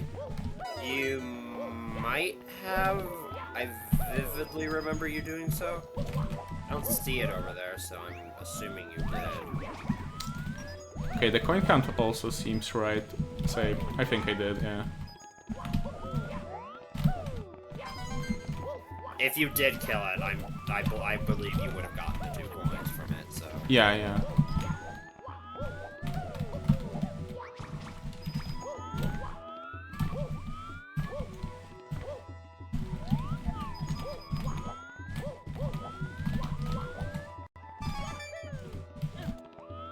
I remember my first run making the mistake of forgetting to visit this area entirely. Yeah, you normally don't go here. Don't doubt. Oh no, no, dude. Well, that's better than dying to being thrown into out of bounds, but Yeah, Chuck, you can do that there. there's been a bunch of clips of that happening to people over the time. Yeah, you can also, if you do the grab escape, where you either mash A or wiggle the control stick 11 times, and Chucky is facing out of bounds, then it will just drop you out of bounds. Which means you can theoretically die out of bounds anywhere where there's a Chucky, just getting close enough to a wall.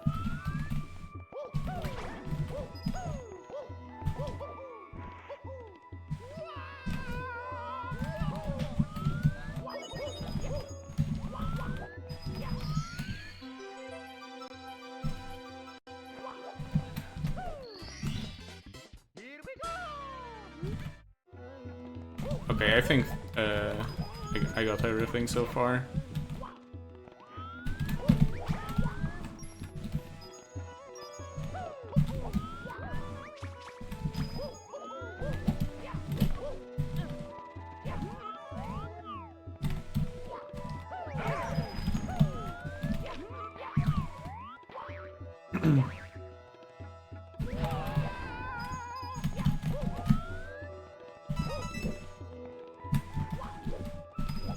Oh, the 1 coin. Getting all 5 coins from that side flip is not easy. It's also very easy to just mess up that side flip and bonk, and then you don't get any of the coins, and then you have to climb back up. Yeah, that's like the worst case scenario that can happen. But yeah, it turns out that I did kill the fly guy. Because you just have the pokies that are left here. Yep. And we are out of overheating oasis. Next up is gonna be a Mip star, then a Toad star. In meantime, we're In meantime, we're gonna reset the game to fix the Koopa pathing situation. I believe it is Stalagmite Cave that breaks Koopa's path. It's Stalagmite Cave. Yeah. No other level. And since we have already visited that stage...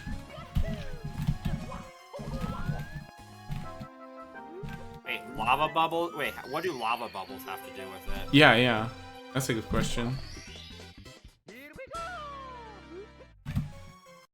And now we are going back to the second overworld to do the last level. that we still haven't touched up to this point, and it is Flowery Gardens. I'm surprised you don't do this level earlier. Probably just out of habit. Yeah, it seems like it would be a good idea to get this course out of the way. So the challenge is to get on top of the windmill's wheel. And we did it. Wind. First try Vanish Cap. Yeah. Windmill! Windmill! Yeah. A small reference. And as per usual, a small cleanup is happening before the final deal. That is the coin mission. So here's a nice side flip walk you can do to escape the entirety of platforming that you can see behind Mario. You can also use the Fly Guy. Is the Fly Guy faster or is that faster? Because you get a pretty fast twirl. I believe this is faster.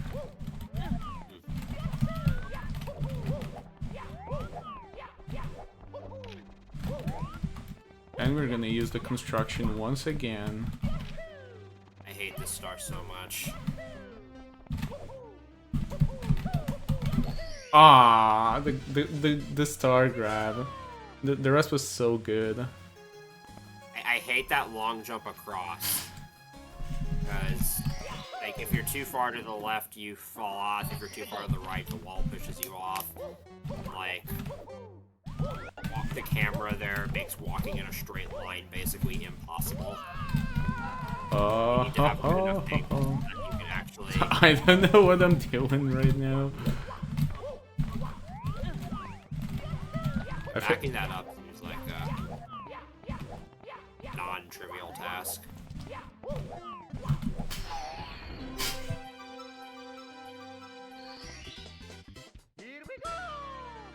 Very hidden cave. And do the clip for that star, SMH. Make it faster. And then we can talk about it. Because I feel like it's a marathon and it barely loses time.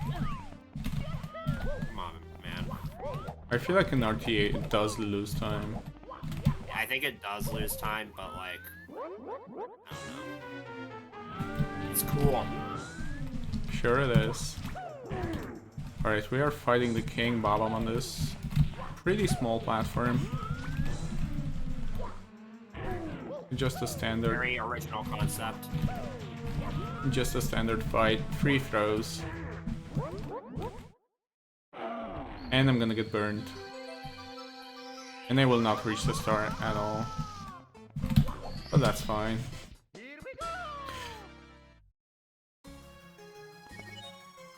And here comes the level with probably the second lowest coin count.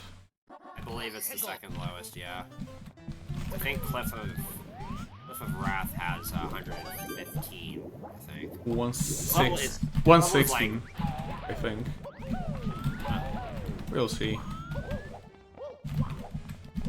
Yeah, this level is like Sunny Beach is obviously infamous because it has exactly 100, but this level isn't exactly that much better.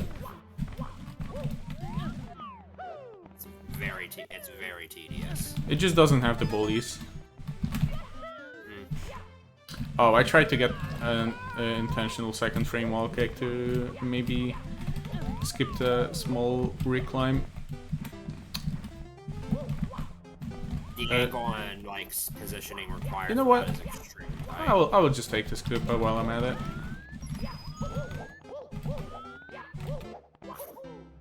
That Koopa is like Jealous Koopas basically they don't really have like a confined area that they can run around. They can theoretically run around entire levels. So it can basically be anywhere at any time. And so you just kind of have to like listen for it and see if it where it is, and if it's close enough to you, then it's probably worth going out of the way to grab.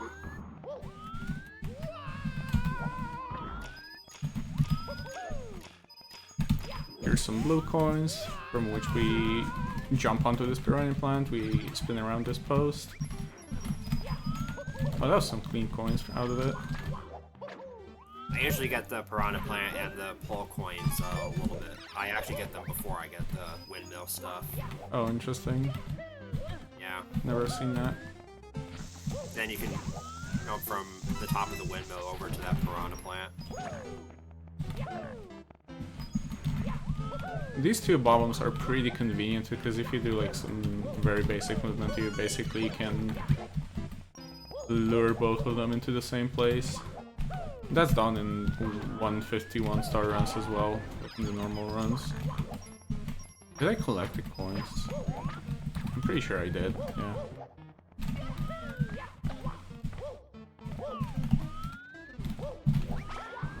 Yeah, I think you did. I believe you had 76 going into that. Here's the scary part of this level. Oh, that was kind of nice. And here's another fly guy that we have to kill. We just have to wait for its arrival. Oh, these coins are like barely moving. Holy goodness. Okay. Now the danger here is if the coins fall in. No. Okay, okay. Okay, it's safe. It's safe. They are not inside the flowers. Yeah, if the coins go inside the flowers, then good luck finding them. Like, you can use like first-person mode, but that takes several seconds to do. And when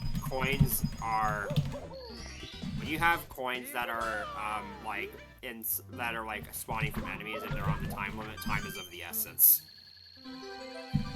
Exactly. Well, yeah, this coin mission went surprisingly well.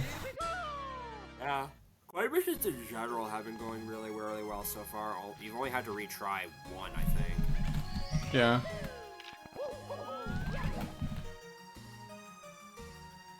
It was the incredibly tricky stuff that failed a little bit. Now we're going into the third overworld where the game takes a massive difficulty spike.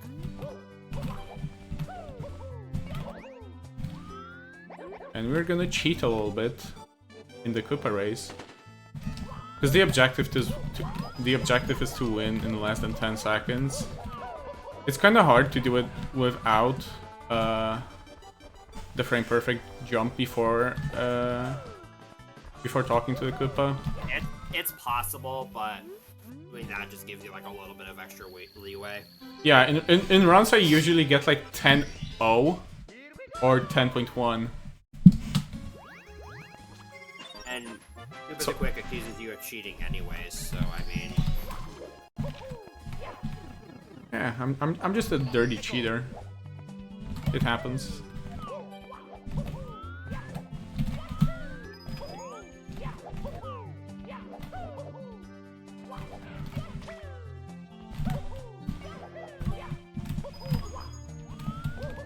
So seeing previous levels, you could probably notice a pattern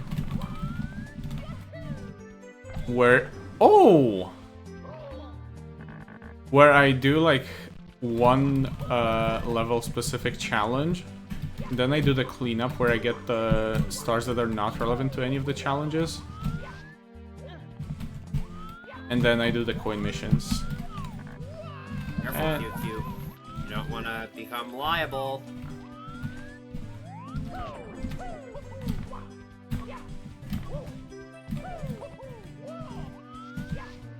This climb is like deceptively, like it looks hard. It's really tricky. Now let's not talk. Let's try to refrain from talking about silly Bitchel here, that we don't. Oh, I skipped the ledge grab there. Come on. That's like the worst thing that can happen. I was not ready for it. Oh, that's so rare. I thought the long jump was like bad, to the point where it would not skip the ledge grab. Wow. That's like exceptionally bad start of this level. Level's hard, man.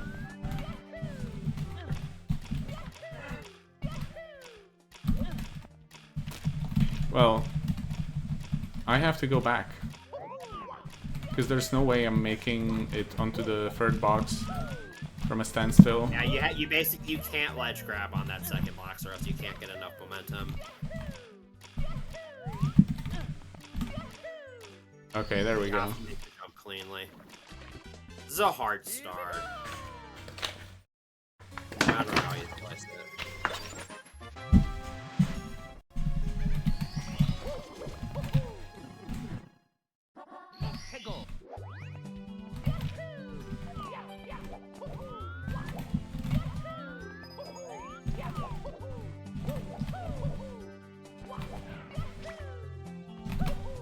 No, I'm not gonna take the effort to jump on the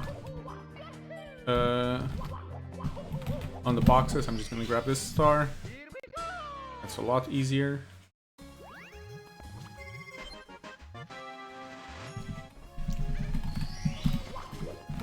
So yeah, 2 more stars before the coin mission. The next one is, depending on my movement, gonna be the one where we dodge the heave-ho, the other power tower, or whatever. Okay, I had good movement, so I can just do this. Because I get perfectly in time when heave-ho stops moving. If I messed up the movement... okay, so this is the Tower of Power. The other star was probably the other power tower. That makes sense.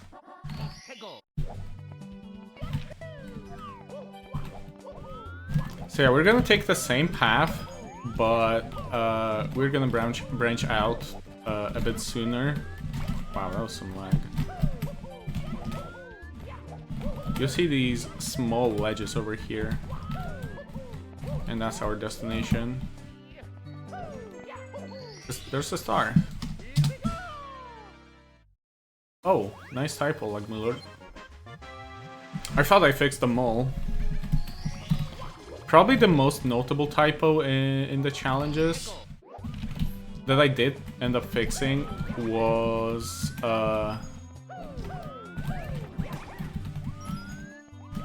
something about star 2 being star 3.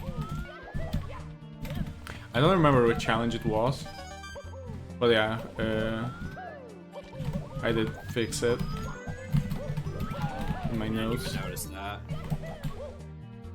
Yeah, because it's not in the file that I gave to you, but originally it was a subject to fixing.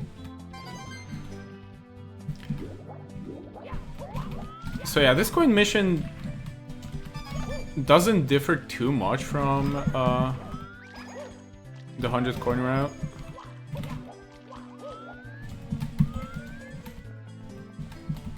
That's like the only addition really. I want to play Super Mario Trare World. Trare World. Yeah, I would play that. Maybe I would get Signant's Ream-Reds some point in my life.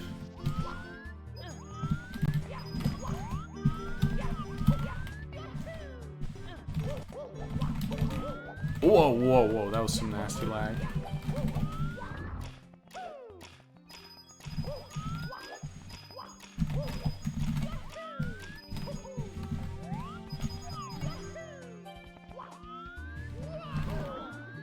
I'm hacked with all the quicksand, so Night of Doom. Possibly.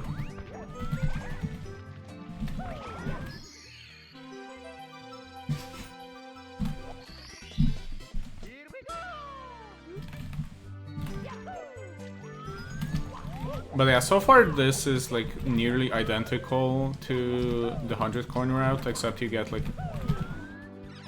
extra few coins from like Goombas and like the wooden pole. Now you have to go a little bit out of the way because of the coins over by the Evo Star. Yeah, this is where it changed. Take a small turn. You got the wooden post already. Okay, yeah. Yeah, yeah. Oh, I thought the Chakya actually fell off. Bro was actually in ninja mode for a second. He was not visible anywhere. Actually, I think the Chakya can fall off there, but it has to do like get pushed by the wall or something. Yeah, that would be very strange for sure. Fuck yeah, indeed.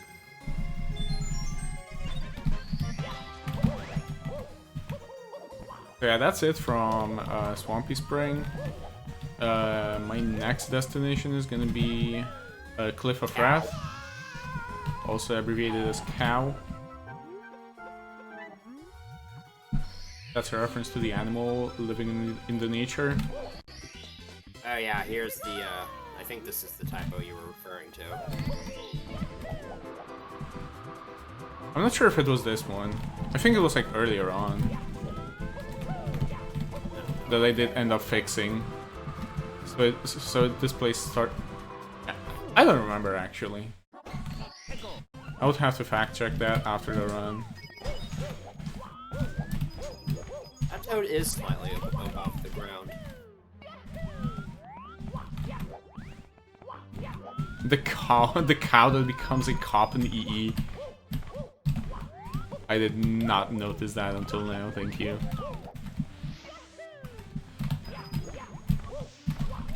This challenge where you have to defeat King Boo by using long jumps, it's kind of weird because really you're just defeating King Boo you're just really doing damage by crouch sliding and then long jumping.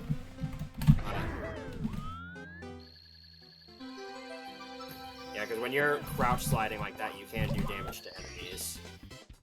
Yeah, it is the crouch that does the damage. And that's even used in vanilla. Yeah, it's used for Big Boo's balcony. Yep. You can chain a long jump from doing damage to King Boo into just landing right on top of the mansion and then sliding to the star. That's a pretty cool strat. Yeah, I don't do it though. I just do the regular punch.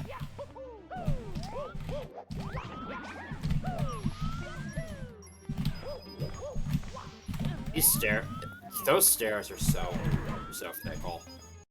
You have to like have an exact setup for getting through them, and if you mess it up even slightly, then the whole thing gets thrown off. And that was another challenge. It was the challenge number 41. You have to long jump that, or could you make that with like a jump kick? I believe you could do something with different movement.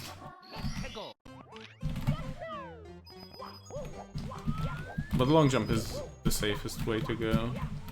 Yeah, the only risk I could see is that like if you overshoot the jump, you take big fall damage, and then during the fall damage, you just fall off. Oh, this strat. Clean. Oh, that was a nice wall kick at the end.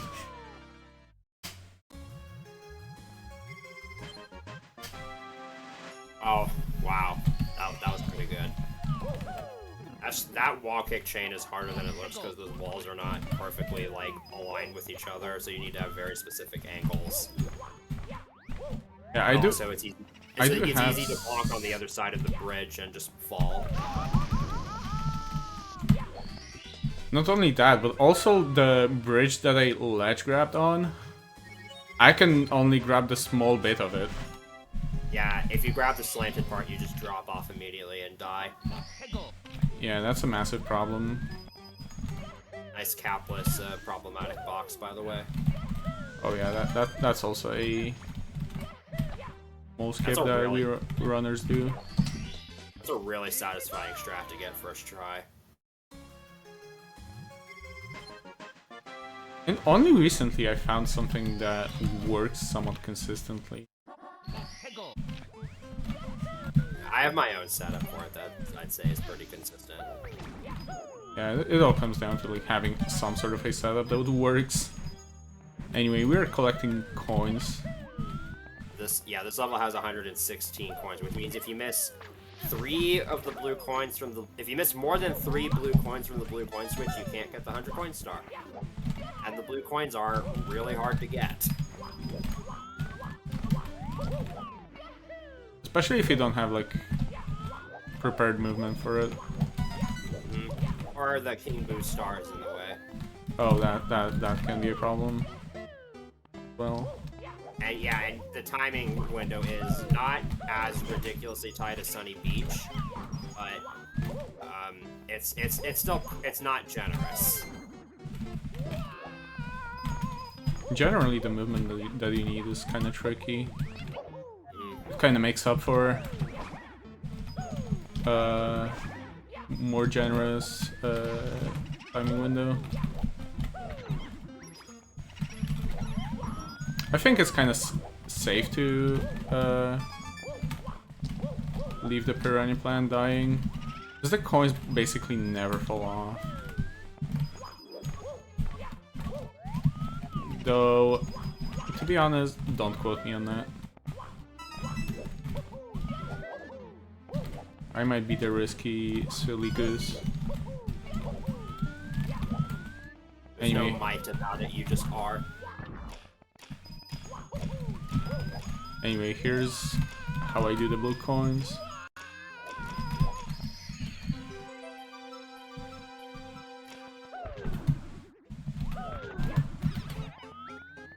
Very nicely done.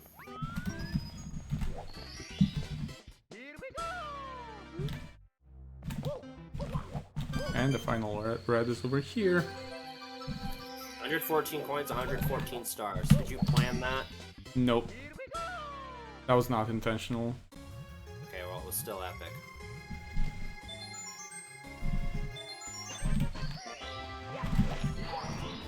And then here's a kind of dumb challenge.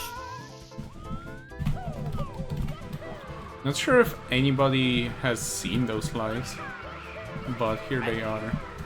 Yeah, and when I do non-stop, they're like backup lives if I'm running really low on lives in Overworld 3. And we got them in one go, nice. That's harder than it looks because they're really close to the lava, and if you take damage from the lava, then the camera makes it very hard to actually see the lives. Okay, this is the exception to my standard order of doing things. Okay, I will start off by picking up this mysterious object. So basically there's 5 mysterious objects hidden across the levels in 3rd Overworld, as well as the 3rd Overworld itself. And since it's very difficult to get back, I just died. And now we're gonna do something incredible, and that is all coins in this level. For those who don't know. So, interestingly, the maximum, while the game's coin count and coin display are 16-bit signed integers, so they can theoretically go as high as 32,767. In the NTSC version, they're capped at 999, but the maximum coin score that can be saved for every course only uses 8 bits, so you can only get up to a maximum of 255 coins or else it rolls over. And this course has exactly 255 coins. And almost all of that comes from the 2 blue coin switches and the fact that each of the mountains has like 3 coin rings above it. Yeah, so that's 24 coins per each mountaintop. Actually, not each. Because there's 5 of them and only 4 of them have the coins. Anyway, we already got the 100 coins, so that's very fast, right?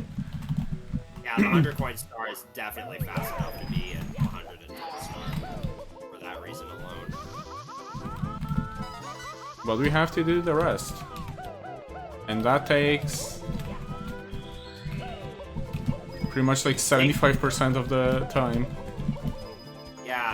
Yeah, the coin rings are very tedious. As, like, flying to them is not the easiest task ever. That was a very clean first mountain. Thankfully, this level isn't nearly, like, as stressful some of the other ones. Like once you get past killing all the enemies, as long as you like follow the law or anything, but it's the sheer length and quantity of everything does make it particularly challenging. Yeah, the problem with the triple jump dive is that it doesn't work on all of those mountain tops. Only in a few selected ones. If you don't land on the flat part, then you just slide all the way to the bottom. And you're most likely going to get burned. You do this with secrets or reds. I do it with reds in 151 star, but in 110 it's with I meant in secrets. In this run, do you do it with secrets or reds? Oh, I do it with reds. Okay, yeah, makes sense. Secrets are pretty short on their own, so...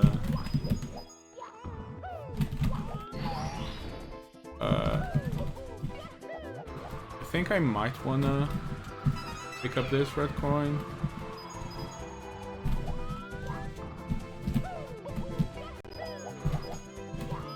You still have the Chuckya and 3 coin box inside the cave, I think. Yeah. And actually one funny thing happened when I was practicing. And by that I mean the Chuckya just fell off its platform. So it was like walking around in the lava. Not this time though. You can't grab Chuckya when it's in the lava. I could grab it from this platform, fortunately. And then there was like a risky throw that I had to do. Oh really? You can grab it from that platform? Yeah, it's low enough. That's interesting. Okay, we are slowly approaching the end of this tedious mission. Basically, we need to get 24 more coins. And this is another hill where you can just triple jump dive to get the coins. So yeah, as you can see, there's like 2 hills where you can do that.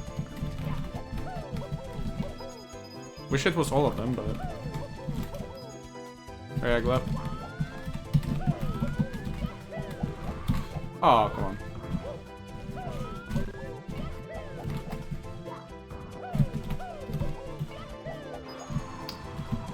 And that's about it. Now we're getting the final coins. Yeah, I know you Whoa, whoa, whoa! I had such a crazy pitch stored. Okay, wow. That's the pitch conservation.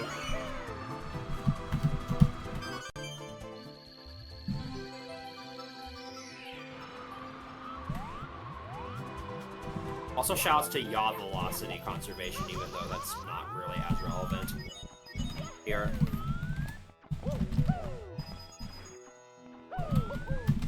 And that's it from Molten Treasure Chest Very coins. nice. That was first try. That is definitely one of the scarier levels to try to get all the coins, and just because of the sheer quantity of it all. Yeah, you cannot. If you get one more coin than that, the coin score rolls over to 0. So that is the maximum coin score that can be saved in a main course. So yeah, like Milord was really funny doing that.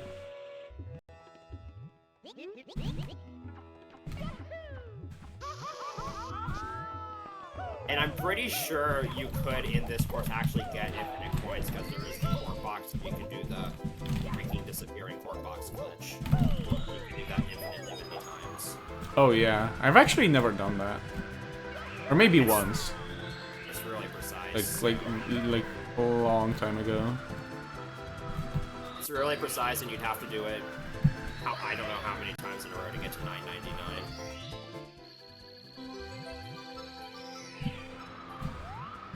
Many of them for sure. Yeah, you have to destroy the box on the very last frame before its timer expires. So, and like there really isn't a good setup for it. That makes it awesome.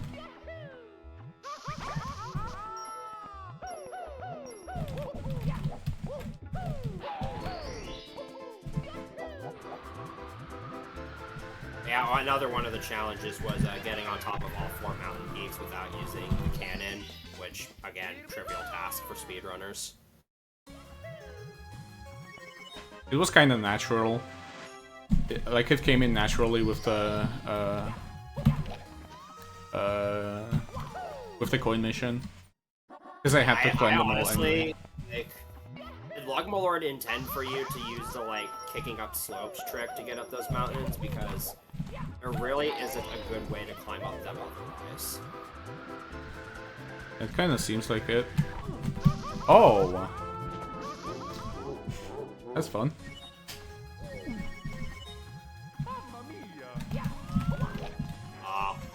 If you slide on that slope there, I think you can recover it, but just bonking is not good. I think that slope is like very steep. Yeah, you have to frame walk up it. So yeah, I would have to frame walk up it, and I think that's too much effort, honestly. Yeah, but you just straight up bonked, which I'm pretty sure that's unrecoverable.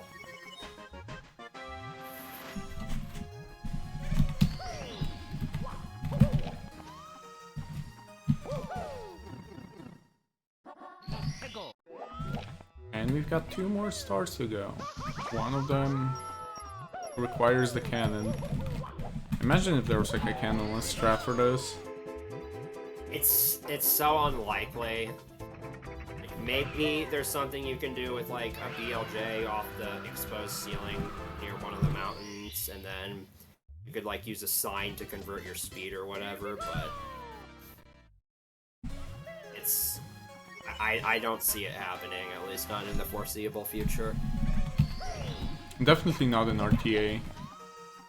Yeah, definitely not RTA. I don't know, maybe you could do, like, there is the Quark Box and the Goomba Trio, so maybe you could do some, like, fancy cloning stuff. And a Goomba ladder to climb up to the star.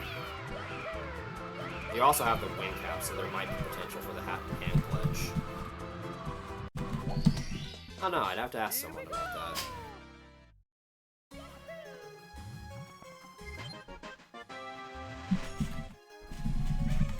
If you wanted to add capless to that, then you could just use like behind camera anywhere. Yeah, so now we are in Bowser's Crystal Palace, and the first thing that I'm gonna do is I'm gonna collect the red coins in it. This is another one of those stars where it's scary because it takes a very long time to complete. And it's very easily chokeable. Yeah, a lot of things can happen. So let's hope I get it first try. And it is a really fun star to do though, like once you kind of get a feel for navigating the level quickly.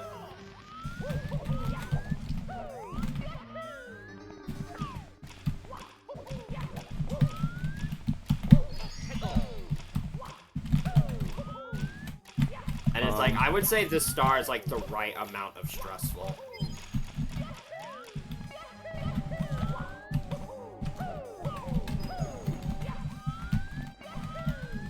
It's a very, like, you don't do it quite at the end of a run, but it's a very nice star to have, like, late into the run because of, like, how intense it is. Also, it's very much a player-based star. It's very much an execution-based star. Yeah, probably the most notable section is coming up, like, right now.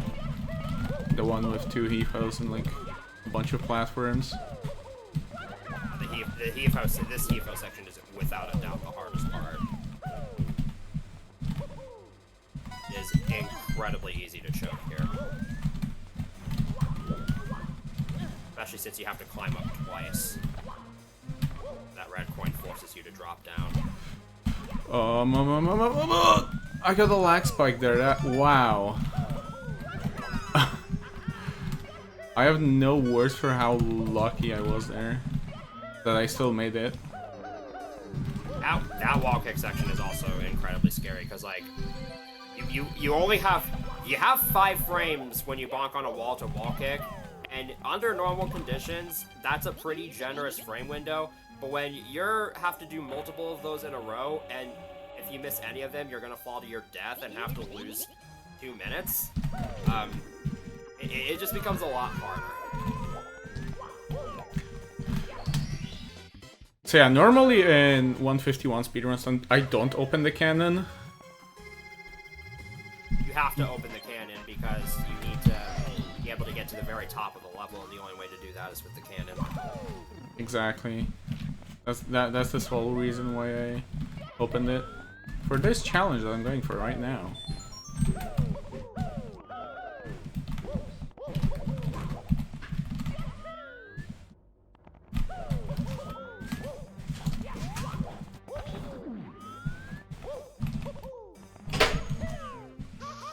So the first bit of it is gonna look kind of similar to... Wait, no, it's actually not gonna look any similar to the res. I'm gonna do a small shortcut here already. This lava boost skip is dumb. The camera does not like to cooperate with you, and Mario is somewhat difficult to control when he's lava boosting. Yeah, and our main point was to just get the shell. Because there are 2 1-ups above quicksand. And we got them both.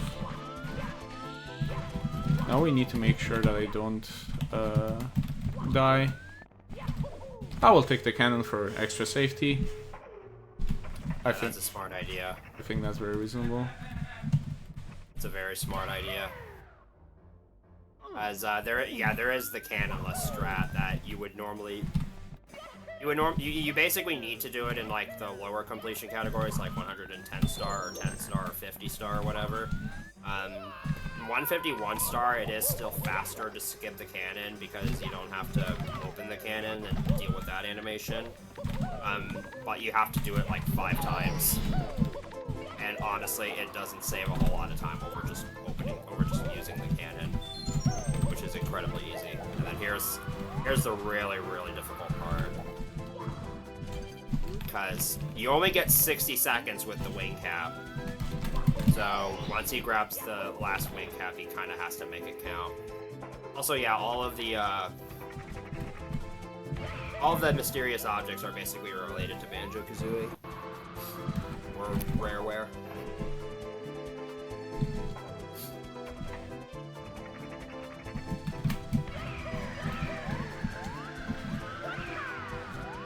And that's basically the only reason why we need this cannon. It's for this 1-up in particular. And also to get up here to begin with, unless there's another way up here. I think there was something, but I might be wrong. And that was 1-up number 8. We're flying over to the 9th one. And dropping down to the 10th one. There we go. And that was very plain. Instead of wasting, like... Oh no, that's a death. Well, rip. I thought I would get the star while I'm at it. Oh yeah, that sucks. At least you got all the 1-ups though. So you don't have to get Yeah, I them did. again.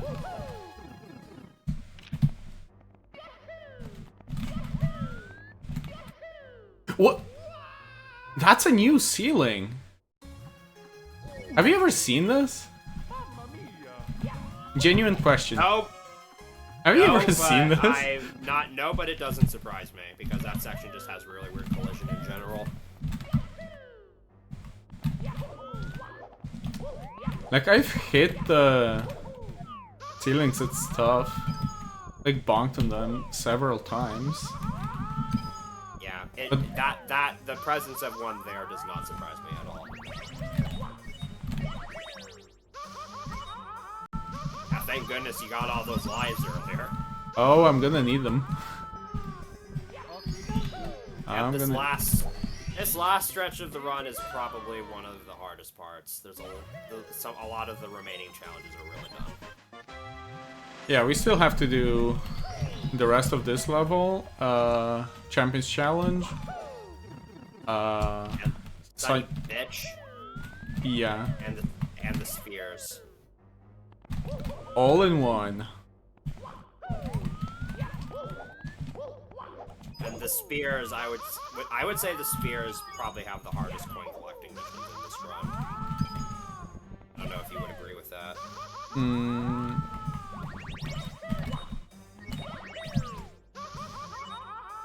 You're probably right. Although they are better than I thought they would be. Okay, Umbra is bad. It's just so ridiculously easy for coins to fall off the stage. Yeah. And then there's also a challenge later on where you have to get all the red coins in Umbra Sphere without using the wing cap. And navigating Umbra Sphere the entire level without the wing cap sucks. Yeah, I'm gonna do that separately from like the coin mission. So we're gonna have to do Umbra Reds twice, unfortunately.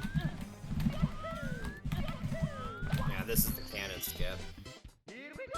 Unless I get Flight for Sight. Yeah, that.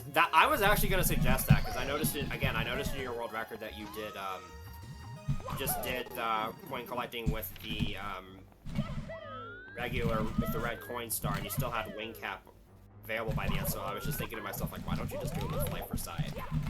Because then you get the star and you don't have to do Flight for Sight capless, which is another hilariously inconsistent strat. Yeah. Good that we talked about it. Because So, I wouldn't. Like capless. Oh, sorry, go on. Because like I wouldn't guarantee that I would come up with that. Like when if I were in Umbra. Well, it also would depend on if you have wing cap left by the time you're finished.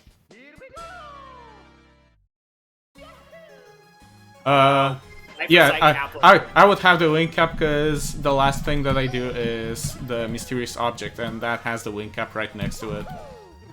I would basically fly over from the mysterious object to the Flight for Sight star. Although Flight for Sight capless is arguably the coolest strat this game has to offer. Yeah, it's kind of sad that we won't be able to showcase it. It looks really sick.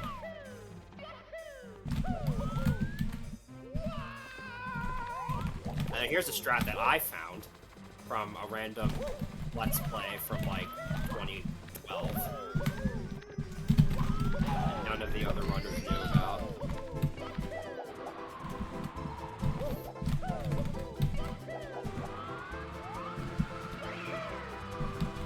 The strat is flying up there where that 1-up is, and then flying from the 1-up platform directly to the star. Runners used to just fly from the wing cap box directly over to where you would do the long jump and then do the wall kick. So now we got all the stars from the third Bowser level, and we're gonna revisit it for one particular star. Yeah, what's supposed to be the 151st star. And this is funny because, yeah, again, one of the challenges is go through a wall via a BLJ, which implies that you can do it basically anywhere. But again, in speedruns, we use a BLJ strat to get to the pipe faster and also way easier. So do that. And there we go. I just went for a wall via BLJ. And it's very great that this BLJ exists, because doing the star, getting to that pipe the intended way is probably more inconsistent than just about any other speedrun strat.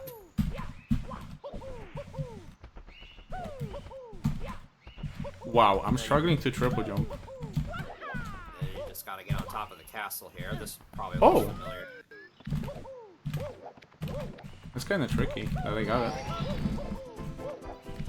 Yeah, getting that wall kick, even if you get like a second frame, if I ever get that wall kick, it's incredibly rare that I should get on top. Also, I've actually tested entering this area with the moat drained via like another SN64 file, and if you enter the moat door, it takes you to the third overworld, and the warp to vanish cap under the moat just doesn't exist. Nice. Okay, here's a funny challenge.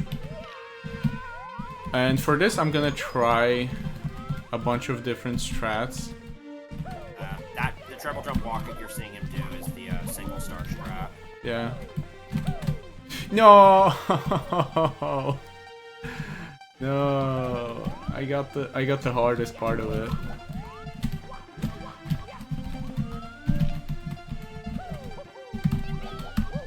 I actually found a variant of that where you like get over to a hidden one-up platform and then do like a side flip into a double. Yeah, I had problems with it though. Like I couldn't get it quite reliably.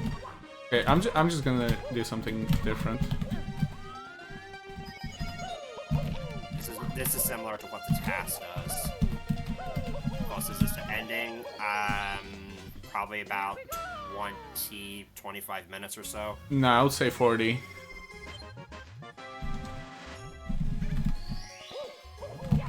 Because I'm currently 18 minutes behind PB. Oh wow. This run, honestly, like, this run hasn't even been that bad, honestly. Like, you've been, aside from like a couple of concentrated time losses, you've been playing really well. So yeah, finally, we are collecting 100 coins, and no more.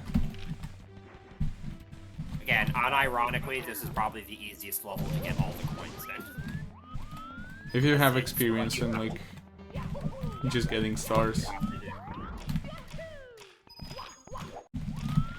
Nice lag spike, dude. Ah.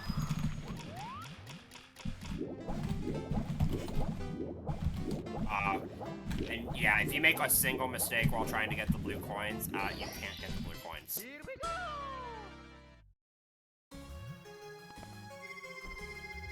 Blue coins require, like, even in a task setting, you barely have enough time to get all the blue coins. Yeah, the coins start flashing, even in the task.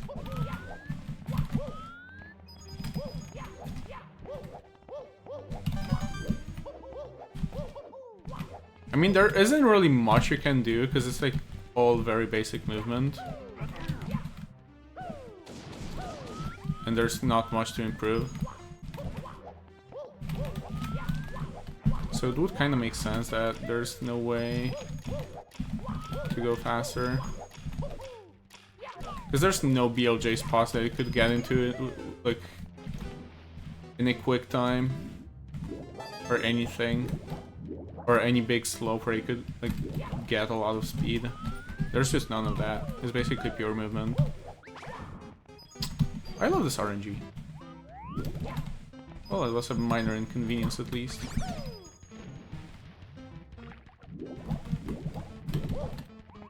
Yeah, coins falling in the water in this level is also annoying because the camera can just like turn on you. And depth perception in this game sucks. Very, very badly.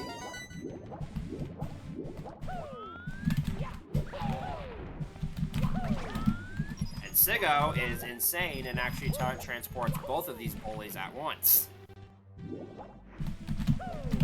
Which is faster, but there's a better risk of bullies actually falling in the water, which instantly kills the run. Now here comes the fun part. Let's go. Get your yeps ready in chat. Or big game design.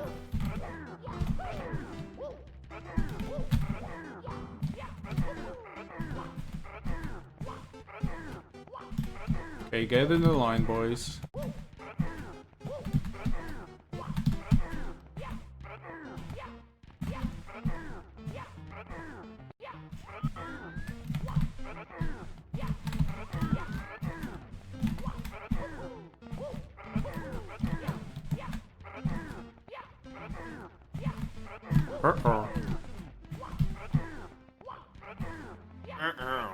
Uh-oh. No, that was more like a womp, I think. I don't know. I was aiming specifically for a womp. That's actually clean, holy crap. Yeah, this is Ooh. actually going very, very well. I wish I could do that in a run. Like on pace. That in a run that mattered. Yeah. I mean, this one still matters. It's a marathon run.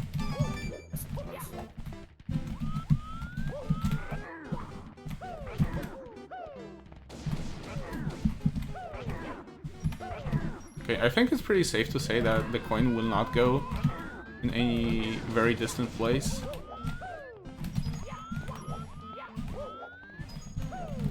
Sometimes it's funny to think about that someone actually voiced the enemies in this. I think that lava pit is just small enough to where there's absolutely no chance that a coin can fall into it. It probably is small enough.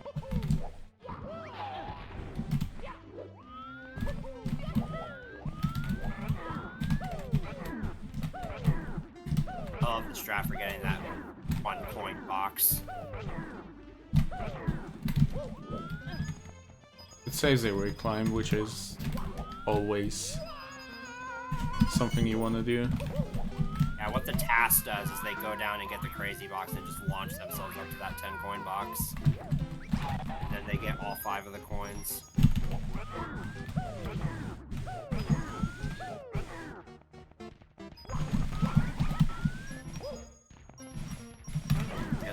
Let's get some more yeps out for the last bully. The final.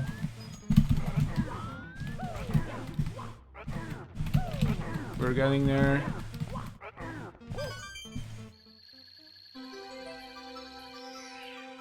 Things are only gonna get more interesting from now on. I can promise.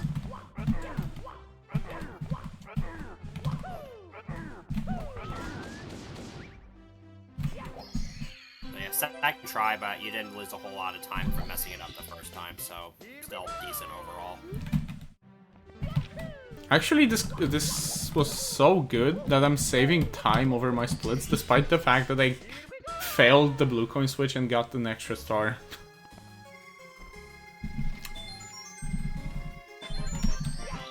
It really sucks that this achievement exists, where you have to collect all coins in this level. Okay, now I'm gonna collect the secrets, but with that, I will also try to kick all the bullies into the water.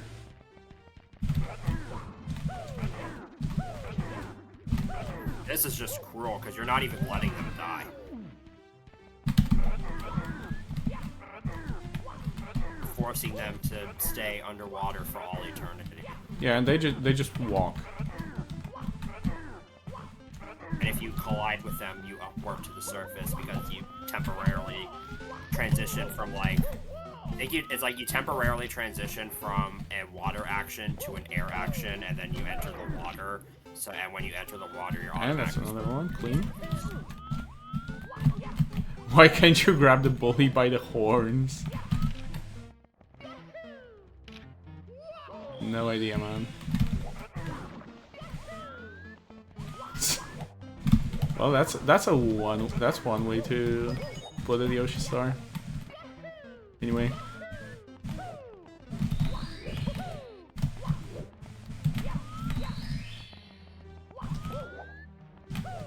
Well, wait, if Mario wears gloves without holes for his fingers, how can he grab anything?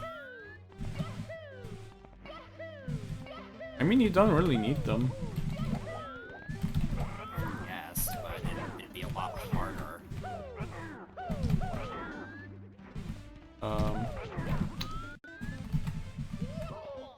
No! Yes! It fell into the water, let's go. That was so weird, but yeah. Confirmed. I was extremely lucky. No idea what happened there, but... but we're good.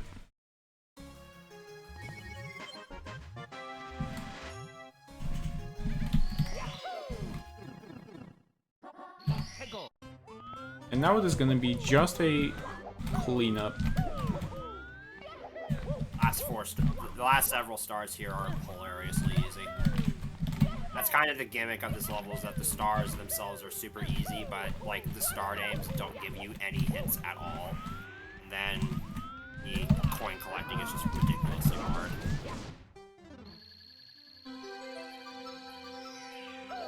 My theory was just disproven by Mario making the peace sign with fingers. Oh, I forgot about that. Yeah, I did not consider that either.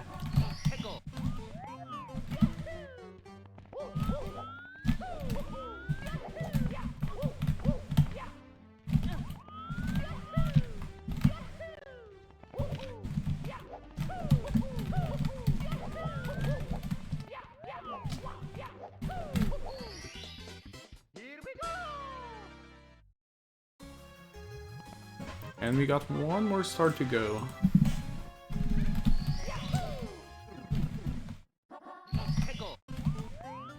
For which we need to press the purple switch to open the gate. And then hopefully... What? Technically, you don't need to press the switch. Yeah, but the clip is like incredibly stupid. Yeah, I tried it and I couldn't do it. Yeah, that was it from Sunny Beach. I didn't start swimming, so that's a pretty good thing. So now comes the thing that everybody has been waiting for. Spheres, all coins. But before that, we're just gonna do the usual. So first of all, we're gonna get the mysterious object.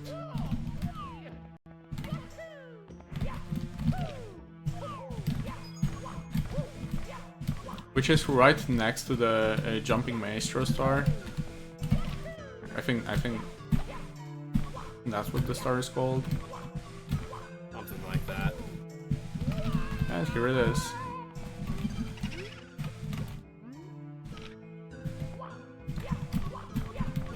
So now we just walk it back up and we get the star easy. And then we do the level cleanup where we get the non-coin stars.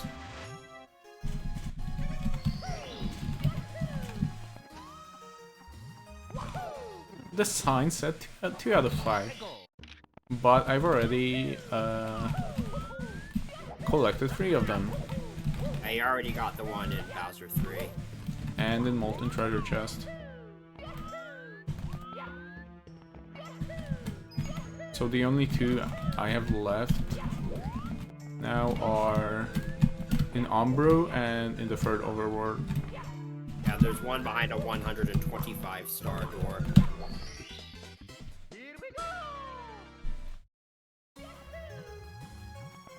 I have spent the past couple of years, quote-unquote, petitioning for a 125 star category. You just get 125 stars and then get the hidden object behind the door and win. That would be a pretty funny category if you like also had to collect the other objects. That'd actually be kind of interesting. RTA, all mysterious objects. Oh. Actually, in RTA, actually you could probably like clip into every level. Yeah, that's true, because, yeah, you have the Quark Box and also the Bloated Bomb. Also, that jump is dumb. That skip is dumb, but doing the star the regular way is even stupider, so... Yeah, pick the poison kind of situation. There's really no way to make that skip, like, any easier. You just kind of have to go for it.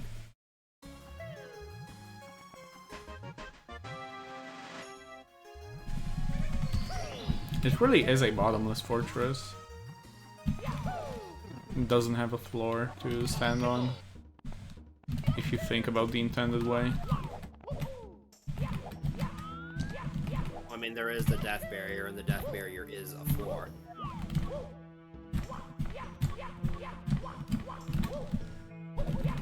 Yeah, but is that like a part of the fortress though? True.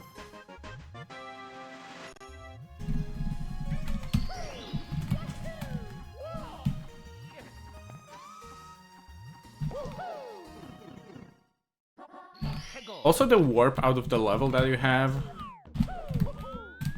Places you right in front of the door to Ombre Sphere, so you have to like jump like, away from it. Because if you just try walking, then you automatically open the door. Yeah. Good if you're trying to re-enter Ombre Sphere, but if you're trying to enter any other level, then it's annoying. I don't know why I didn't just make the warp behave like it does in EE. Yeah, I have no idea. Also, a little tip for the people who like struggle with the box wall kicks, like what I just did. Try to aim for late frame wall kicks. Yeah, don't get firsties. They are more likely to kind of push you down.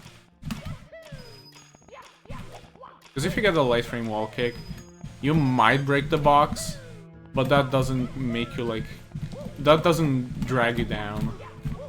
Yeah, the box won't push you down unless it's a first frame. So yeah, coin collecting. And empty box breaking. Exactly. Damn, bro is running!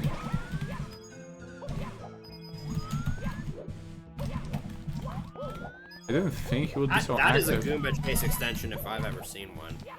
Yeah, a Goomba, if a Goomba like runs into a wall or like a steep slope or another Goomba, then it recalculates its target angle.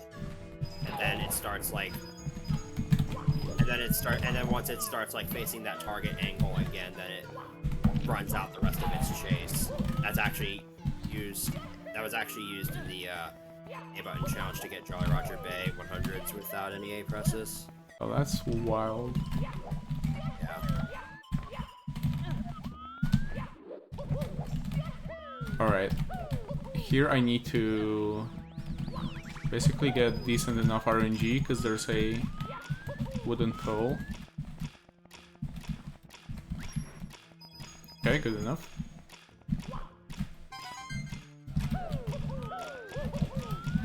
Now, obviously, the big danger here is coins can just fall off. There's almost nothing you can do about it.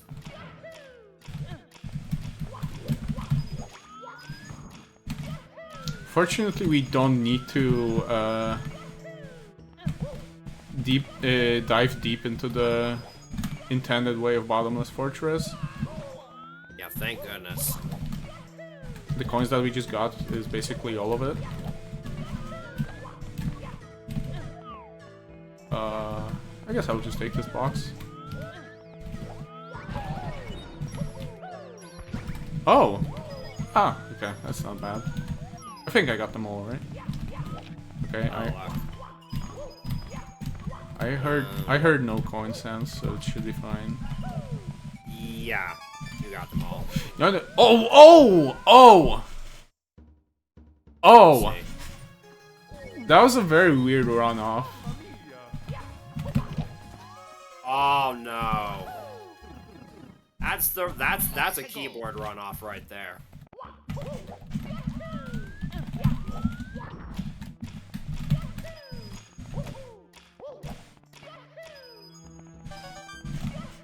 Running around corners like that on keyboard, like you can take it slow, but it's kind of silly. And then trying to take it fast, you risk having that happen. That's a new invisible wall. The more you know. That one also does not surprise me.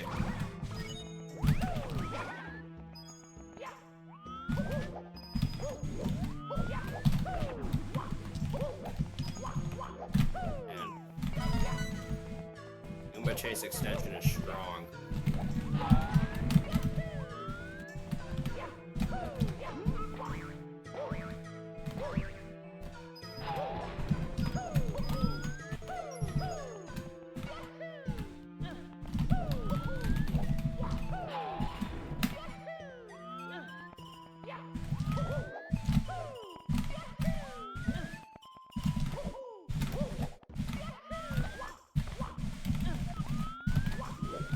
how many stars left? 9.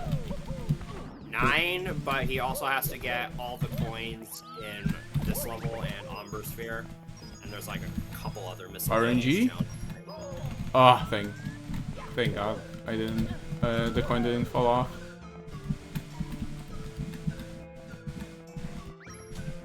That was a really was close. nasty situation. That was close.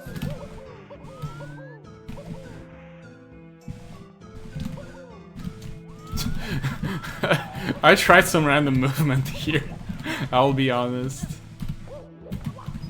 That was really fun to do.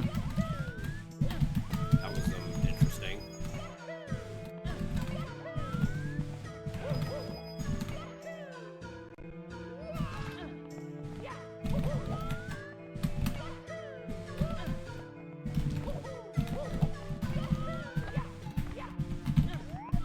Yeah, swag points in addition to all the points that I'm getting from the challenges. I think you get, what, 255 points in total? Isn't it like 700 or something? I have to look.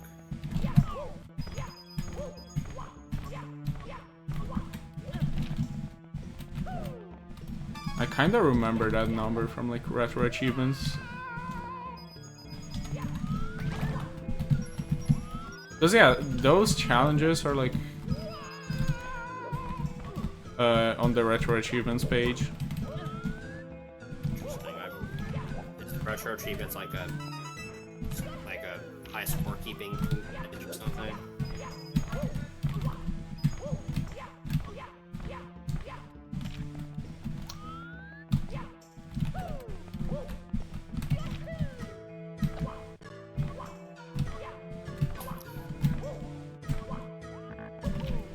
Okay, and conveniently we got the 100 coin star in this place, so we are not like above any dangerous spot.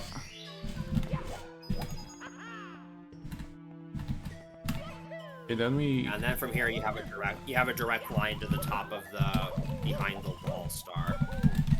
Where there's another one of those boxes.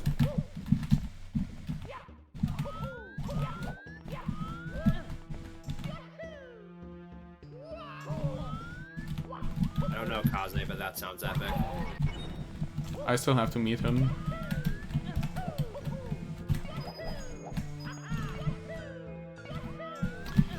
Okay, guys, what do you think of probably the worst part of the mission being like close to the end?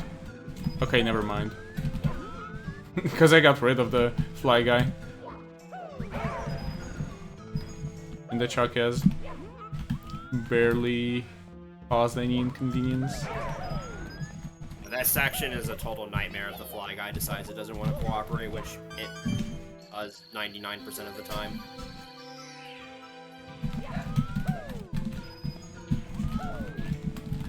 Yeah, as far as like this being at the end, I mean there really isn't a better place to do it considering this is where the red coin star spawns. The thwomp. And we hit the final box. Okay, yeah, the coins from the thwomp can sometimes fall off, so I think they didn't. I think this is still sub 3 pace. It should be possible. Yeah, but Umber Sphere is Umber Sphere. Things can happen here. Fortunately, the stars that aren't coin collecting are very, very fast. Yeah, they shouldn't take me more than 2 minutes from now. Unless some really nasty stuff happens.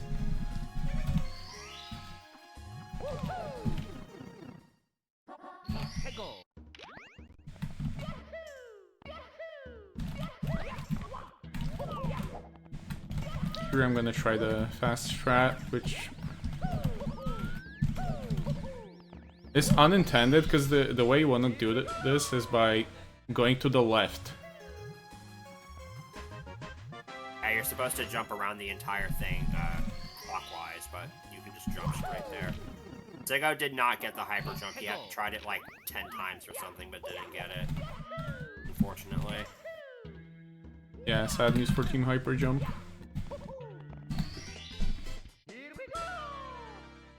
yeah, way too hard.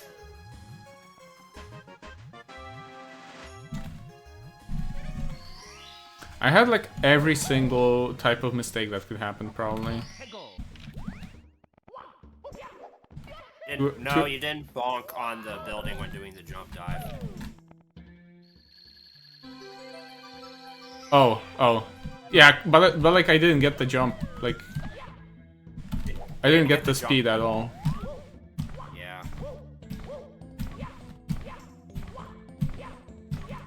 And here's another unintended way of doing stars. Shouts to Frame. Yeah, big credit to Frame for this one. As this is another star where doing it the intended way is just horrible, because I'm pretty sure you need like either a first or second frame wall kick. It's honestly barely faster in doing it the intended way, and I think in a task setting it would be way slower.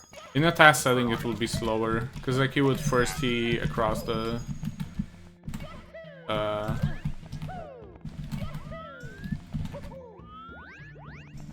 across what's intended. Oh, come on, that wasn't very bad lag spike. And I was about to time a double jump. Yeah, lag spikes always tend to occur in the worst possible places. I'm happy that none of that happened in Luminium.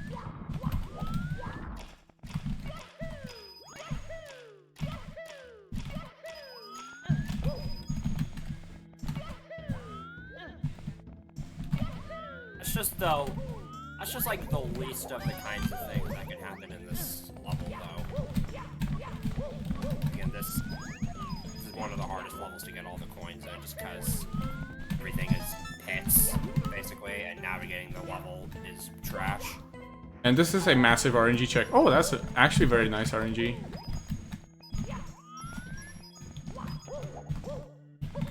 Yeah, I don't know, for some reason, like, Discord really causes them every time. And that's like not even in just Project 64, it's like anything.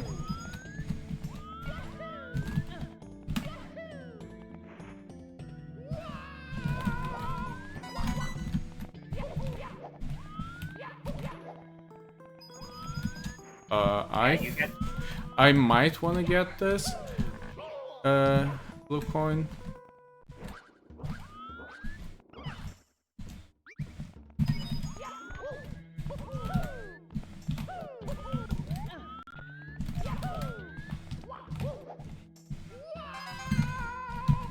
You get the boxes during,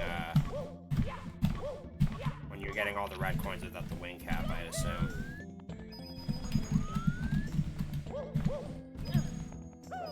Yeah, there's two Mr. Eyes in this level that are just in horrendous spots.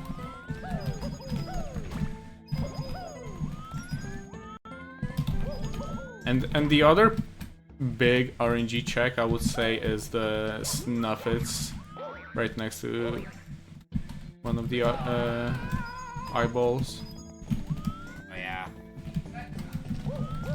Actually, now that I think about it, there's 3 Mr. Eyes that can really cause problems. Unless you could do like the whole like getting hit and then getting up inside of the Mr. Eyes hitbox, and then you can just jump straight up into the coin when it spawns. But it can sometimes also not be trivial. Oh yeah, this is also. Fly guy is itch. This is also a problem. That's what I mean. This is also a problem. Hey, Pluto.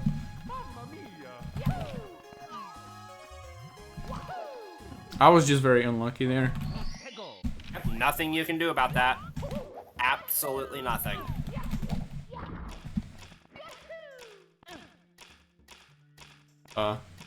Yeah.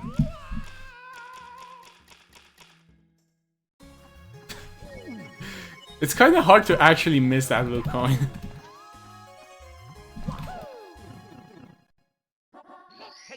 Like, you almost need to try.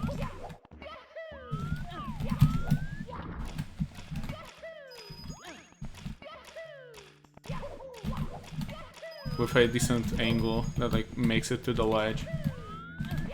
Oh.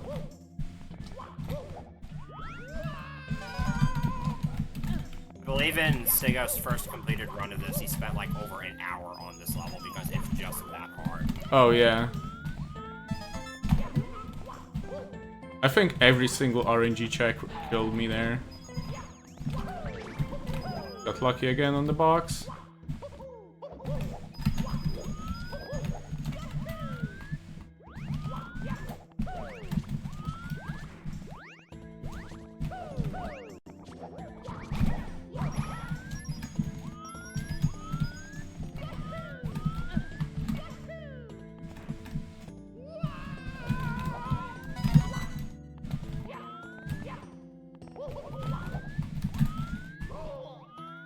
Are you kidding me? Okay, that's definitely going over estimate.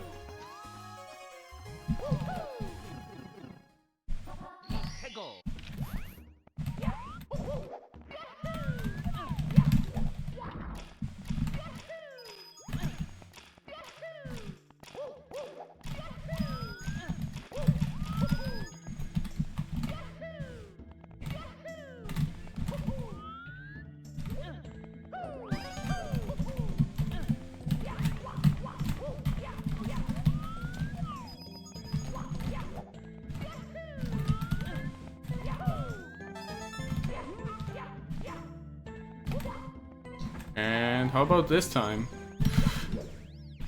And that's what I was talking about. This is a massive RNG check. I'm glad it's in the beginning. But once again, nothing you can do about it. In my first run, it took me, I believe, about 35 times. That's why I spent like an hour on it.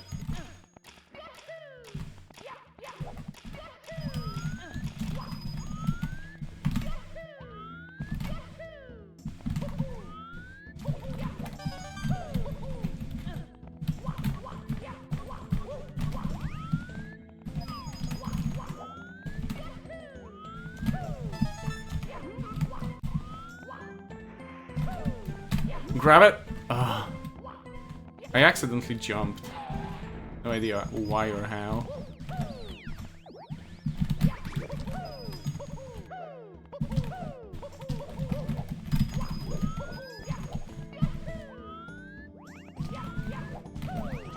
Oh damn, people making evil plans for the upcoming music quiz. That sounds wild.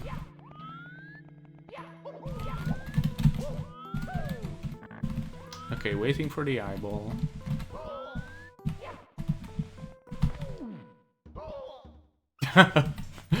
That's a way to take damage.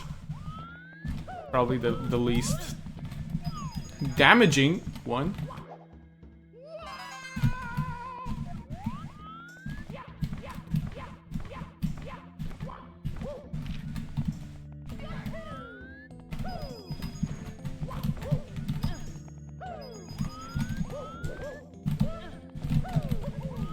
I still don't understand how no knockback works.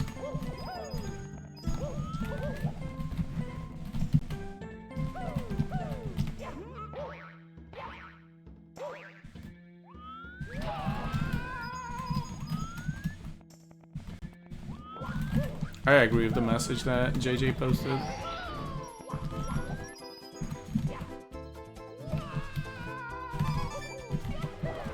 %100% factual.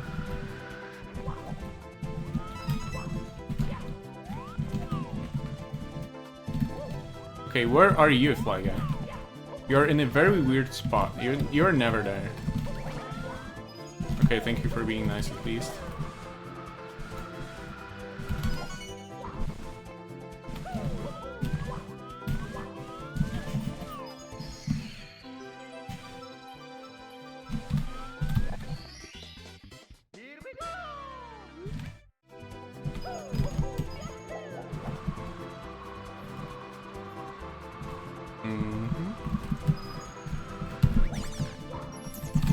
Oh.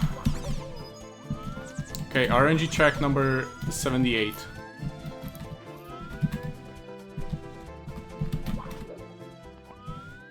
I'm glad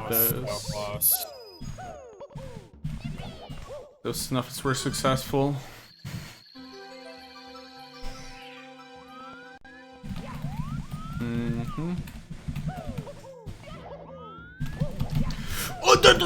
Okay. Okay, man.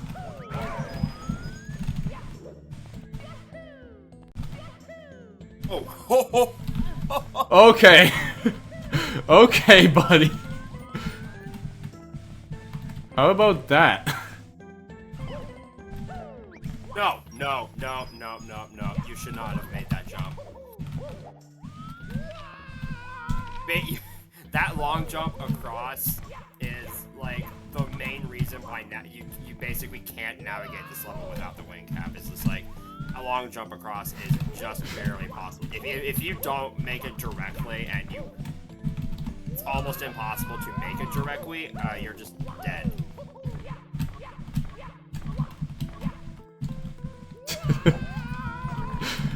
Okay, this is notably stupid because the camera just doesn't work, so you're basically forced to do it in Mario Cam. Also, you cannot ledge grab it because like there's no wall.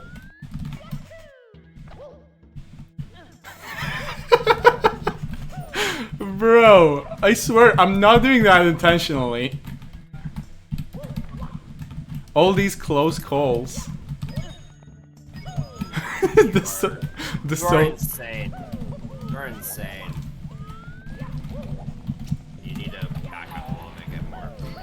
Okay, so what I have left is I have the Mr. I left, and then eyeball and these 2 coins. Okay.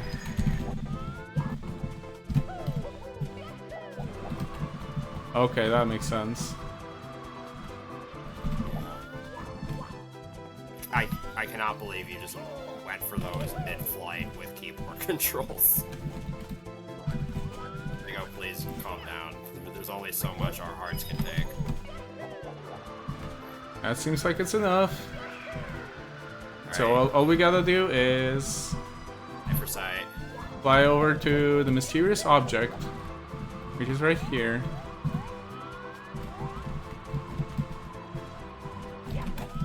There's a wing cap, so we're fine. Just don't bonk on the way to flight for sight. I will just face like directly away from any sort of wall. Or Baron Bird, indeed. Just until every. Yay! I was gonna say, or alternatively, do bonk on the way there so you can show off flight for sight capless.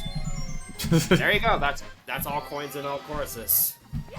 Very solid overall. Like aside from the spheres kind of messing you up quite a bit, that was still really good overall. You didn't have that many retries. This is another really hard challenge. Yeah, this is a combination of both breaking all the empty boxes and getting red coins capless.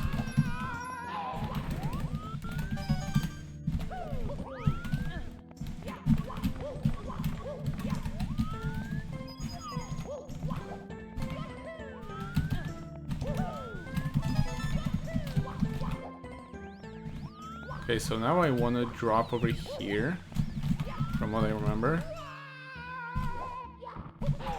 Nice.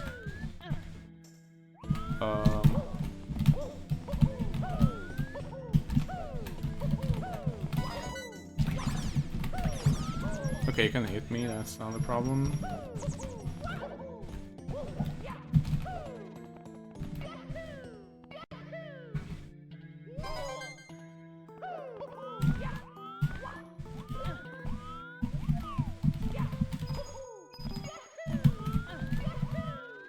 Now we're gonna have to do the same long jump, hopefully with no lag spikes this time.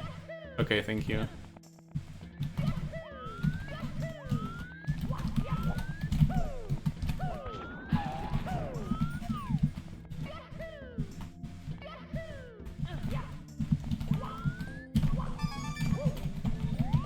Oh, that fly guy just came out of nowhere.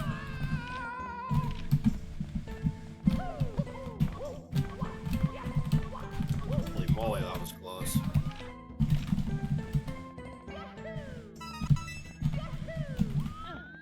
Mm-hmm. You got that wall jump first try. That was a lot better than...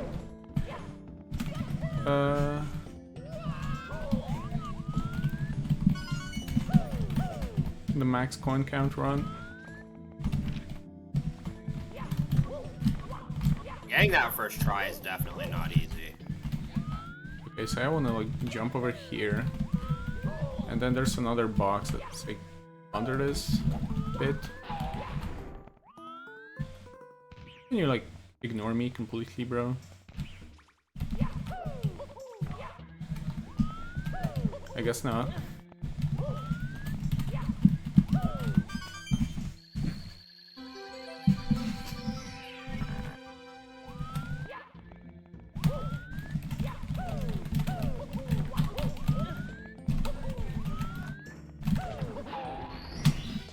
And yep, that's Red's Capless.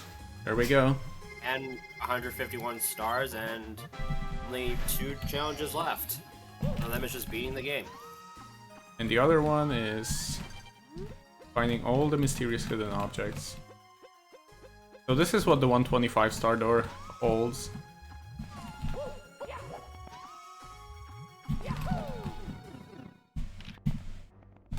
And now it is a simple path to the final Bowser.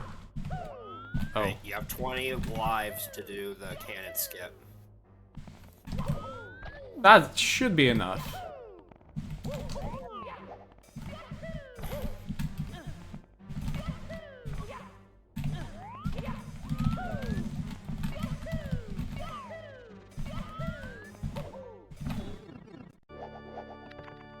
Easy first try.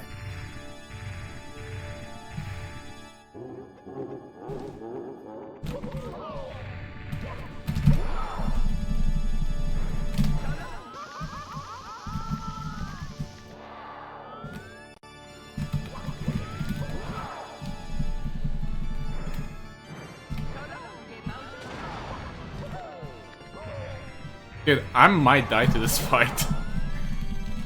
I hope I won't, but...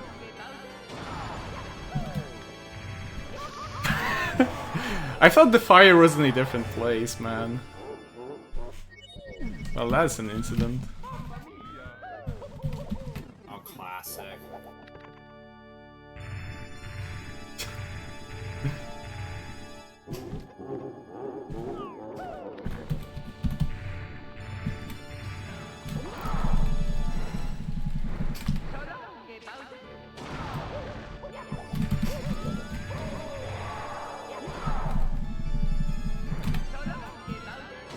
That first throw should not have hit. I thought so too. And that's a GG, let's go!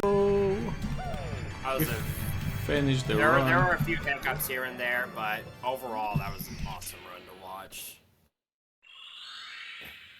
Like a lot of really sick moments. And that's a time, 3:04:11 on my end. Oh yeah! What a speedrun. Clean. It is a great showcase of what could possibly go wrong. And some really clutch moments. So yeah, I'm glad I didn't go too much over the estimate, given what happened throughout the run. So apparently next up is King Toad's music quiz. So I hope you enjoyed that. And I'll be back tomorrow for the Kaiser tournament as I'm a participant in that. So stay tuned, and also I would like to say one thing. Viper, since you're here, happy birthday, man. Thank you. I was gonna say happy birthday to me just before it cut off because that would have been funnier, but thank you anyways. This is a nice And- birthday present. I'll consider this your birthday present to me. And yeah, thank you for the co-commentary. No problem. This was a lot of fun. The power of the stars is restored to the castle. I'll be, if just quick self plug, I'll be doing SM64 for 120 star later this evening for me for the Multi Mario 1862 relay. Then I have to work the next morning, so fun times. Yeah. Good luck with that, man. Y'all. Yeah, see y'all later. Listen, everybody. See you. Let's bake a delicious cake for Mario.